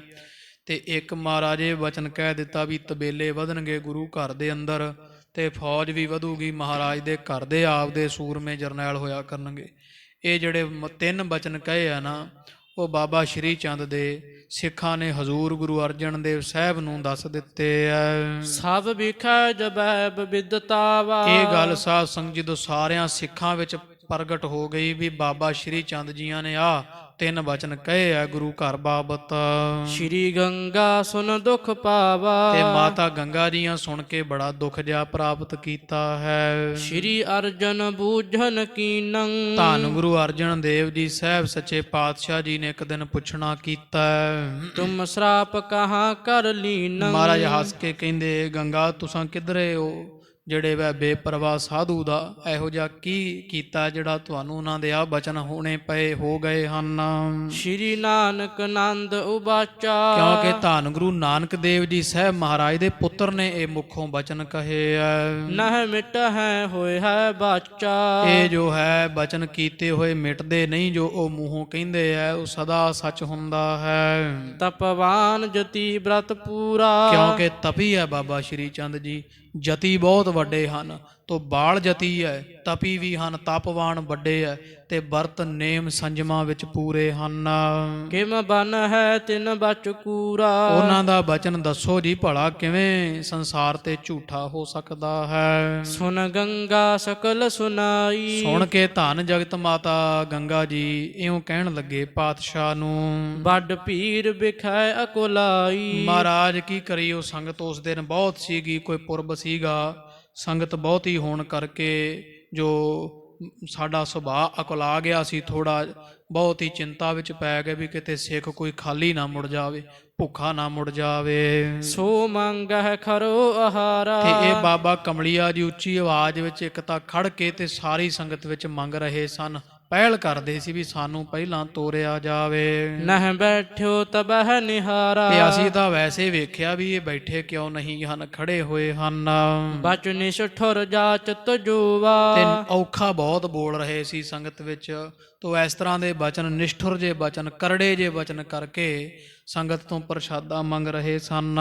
ਬਹੁ ਕਾਇਲ ਮਮ ਚਿਤ ਹੋਵਾ। ਤੇ ਇੱਧਰ ਸੰਗਤ ਬਹੁਤ ਹੋਣ ਕਰਕੇ ਵੀ ਕਿਤੇ ਗੁਰੂ ਕਾ ਸਿੱਖ ਕੋ ਖਾਲੀ ਨਾ ਮੁੜ ਜਾਵੇ, ਸਾਡਾ ਮਨ ਬਹੁਤ ਜਿਹੜਾ ਘਬਰਾਹਟ ਵਿੱਚ ਹੋ ਰਿਹਾ ਸੀ। ਸਮ ਅਹਦੀ ਖਰਿਓ ਉਚਾਰਾ। ਤੇ ਅਸੀਂ ਤਾਂ ਸਵੈਕ ਆਖਿਆ ਵੀ ਭਾਈ ਜਾਂ ਬਾਬਾ ਕਮਲੀਆ ਜੀ, ਆਪ ਜਦੋਂ ਆਉਂਦੇ ਹੋ ਤੇ ਐਦੀਏ ਵਾਂਗੂ ਸੈਨਾਪਤ ਵਾਂਗੂ ਖੜੇ ਕਿਉਂ ਰਹਿੰਦੇ ਹੋ? ਪੁਨ ਦਿਓ ਅਚਾਏ ਆਹਾਰਾ। ਤੁਹਾਨੂੰ ਬੈਠ ਕੇ ਛਕਣਾ ਚਾਹੀਦਾ ਆਨੰਦ ਦੇ ਨਾਲ ਦੂਜੀ ਸੰਗਤ ਵਾਂਗੂ। ਪਾਤਸ਼ਾਹ ਇਹ ਕਹਿ ਕੇ ਅਸੀਂ ਪ੍ਰਸ਼ਾਦਾ ਪਾਣੀ ਦੇ ਦਿੱਤਾ ਸੀ। ਇੱਕ ਇਹੀ ਅਵਗਿਆ ਤੇ ਹੋਈ। ਬਸ ਹੋਰ ਤਾਂ ਕੁਝ ਨਹੀਂ ਅਸੀਂ ਕਿਹਾ, ਹਾਂ ਇਹ ਸਾਥੋਂ ਅਵਗਿਆ ਜ਼ਰੂਰ ਹੋਈ ਹੈ। ਨਹਿ ਛਿਮਾ ਕਰੀ ਸੁਨ ਸੋਈ। ਪਰ ਵੇਖੋ ਮਹਾਰਾਜ ਬਾਬਾ ਸ਼੍ਰੀ ਚੰਦ ਜੀਆਂ ਵੀ ਸਾਨੂੰ ਖਿਮਾ ਨਹੀਂ ਬਖਸ਼ਿਸ਼ ਕੀਤੀ ਹੈ। ਇਮ ਭਇਓ ਸਰਾਪ ਗੁਰ ਜਾਨਾ। ਤੇ ਇਸ ਤਰ੍ਹਾਂ ਜਿਹੜਾ ਵੇ ਉਹਨਾਂ ਨੇ ਬਚਨ ਮੂੰਹੋਂ ਕਹਿ ਦਿੱਤਾ।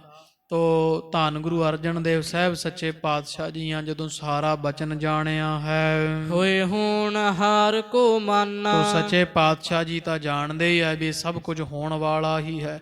ਭਾਵ ਕਿ ਗੁਰੂ ਘਰ ਦਾ ਇਹਨਾਂ ਜਿਹੜਾ ਵਾ ਜਰਵਾਣਿਆਂ ਦੇ ਨਾਲ ਜਿਹੜੇ ਸੰਸਾਰ ਵਿੱਚ ਪਾਪ ਦਾ ਬੋਲਬਾਲਾ ਕਰਨਾ ਚਾਹੁੰਦੇ ਆ, ਉਸ ਘਰ ਦੇ ਨਾਲ ਗੁਰੂ ਕਾ ਭੇੜ ਗੁਰੂ ਕਿਆਂ ਦਾ ਪੈਣਾ ਹੈ। ਨਹਿ ਚਿੰਤ ਚਿਤ ਮਹਿ ਕੈਸੇ। ਤੇ ਇਸ ਕਰਕੇ ਮਹਾਰਾਜ ਦੇ ਚਿੱਤ ਵਿੱਚ ਚਿੰਤਾ ਕਾਹਦੀ ਹੋਣੀ ਸੀ ਇਸ ਬਚਨ ਦੀ, ਕਿਉਂਕਿ ਹਜ਼ੂਰ ਤਾਂ ਜਾਣਦੇ ਹੀ ਹੈ ਵੀ ਅਸੀਂ ਇਹ ਕੌਤਕ ਵਰਤਾਉਣਾ ਹੀ ਹੈ। ਇਕ ਰਿਸ ਬ੍ਰਿਤ ਨਿਤ ਚਿਤ ਤੈਸੇ। ਸਤਿਗੁਰਾਂ ਦੀ ਜਿਵੇਂ ਰੋਜ਼ ਬਿਰਤੀ ਹੁੰਦੀ ਹੈ, ਅੱਜ ਵੀ ਇਹ ਬਚਨ ਸੁਣ ਕੇ ਇੱਕ ਰਸ ਆਨੰਦ ਸਹਿਤ ਹੈ। ਗੁਰ ਧੀਰ ਅਪੀਰ ਗੰਭੀਰਾ। ਕਵੀ ਜੀ ਕਹਿੰਦੇ ਗੁਰੂ ਅਰਜਨ ਦੇਵ ਸਾਹਿਬ ਜੀ ਧੀਰਜਵਾਨ ਹਨ ਤੇ ਡੂੰਘੇ ਸਮੁੰਦਰ ਹਨ, ਸੱਚੇ ਪਾਤਸ਼ਾਹ ਭੀੜ ਤੋਂ ਰਹਿਤ।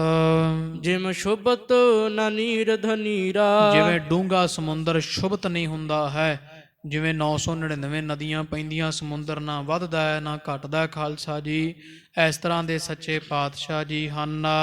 ਨਹਿ ਸੀਤਲ ਤਪਤ ਹੋਵੰਤਾ। ਜਿਵੇਂ ਸਮੁੰਦਰ ਨਾ ਤੱਤਾ ਹੁੰਦਾ ਹੈ ਤੇ ਨਾ ਠੰਡਾ ਹੁੰਦਾ ਹੈ, ਇੱਕ ਰਸ ਰਹਿੰਦਾ ਹੈ। ਨਹਿ ਵਧਹਿ ਨ ਘਟਹਿ ਕਦੰਤਾ। ਗਰਮੀ ਨਾਲ ਘਟਦਾ ਨਹੀਂ ਤੇ ਠੰਡ ਨਾਲ ਵੱਧਦਾ ਨਹੀਂ।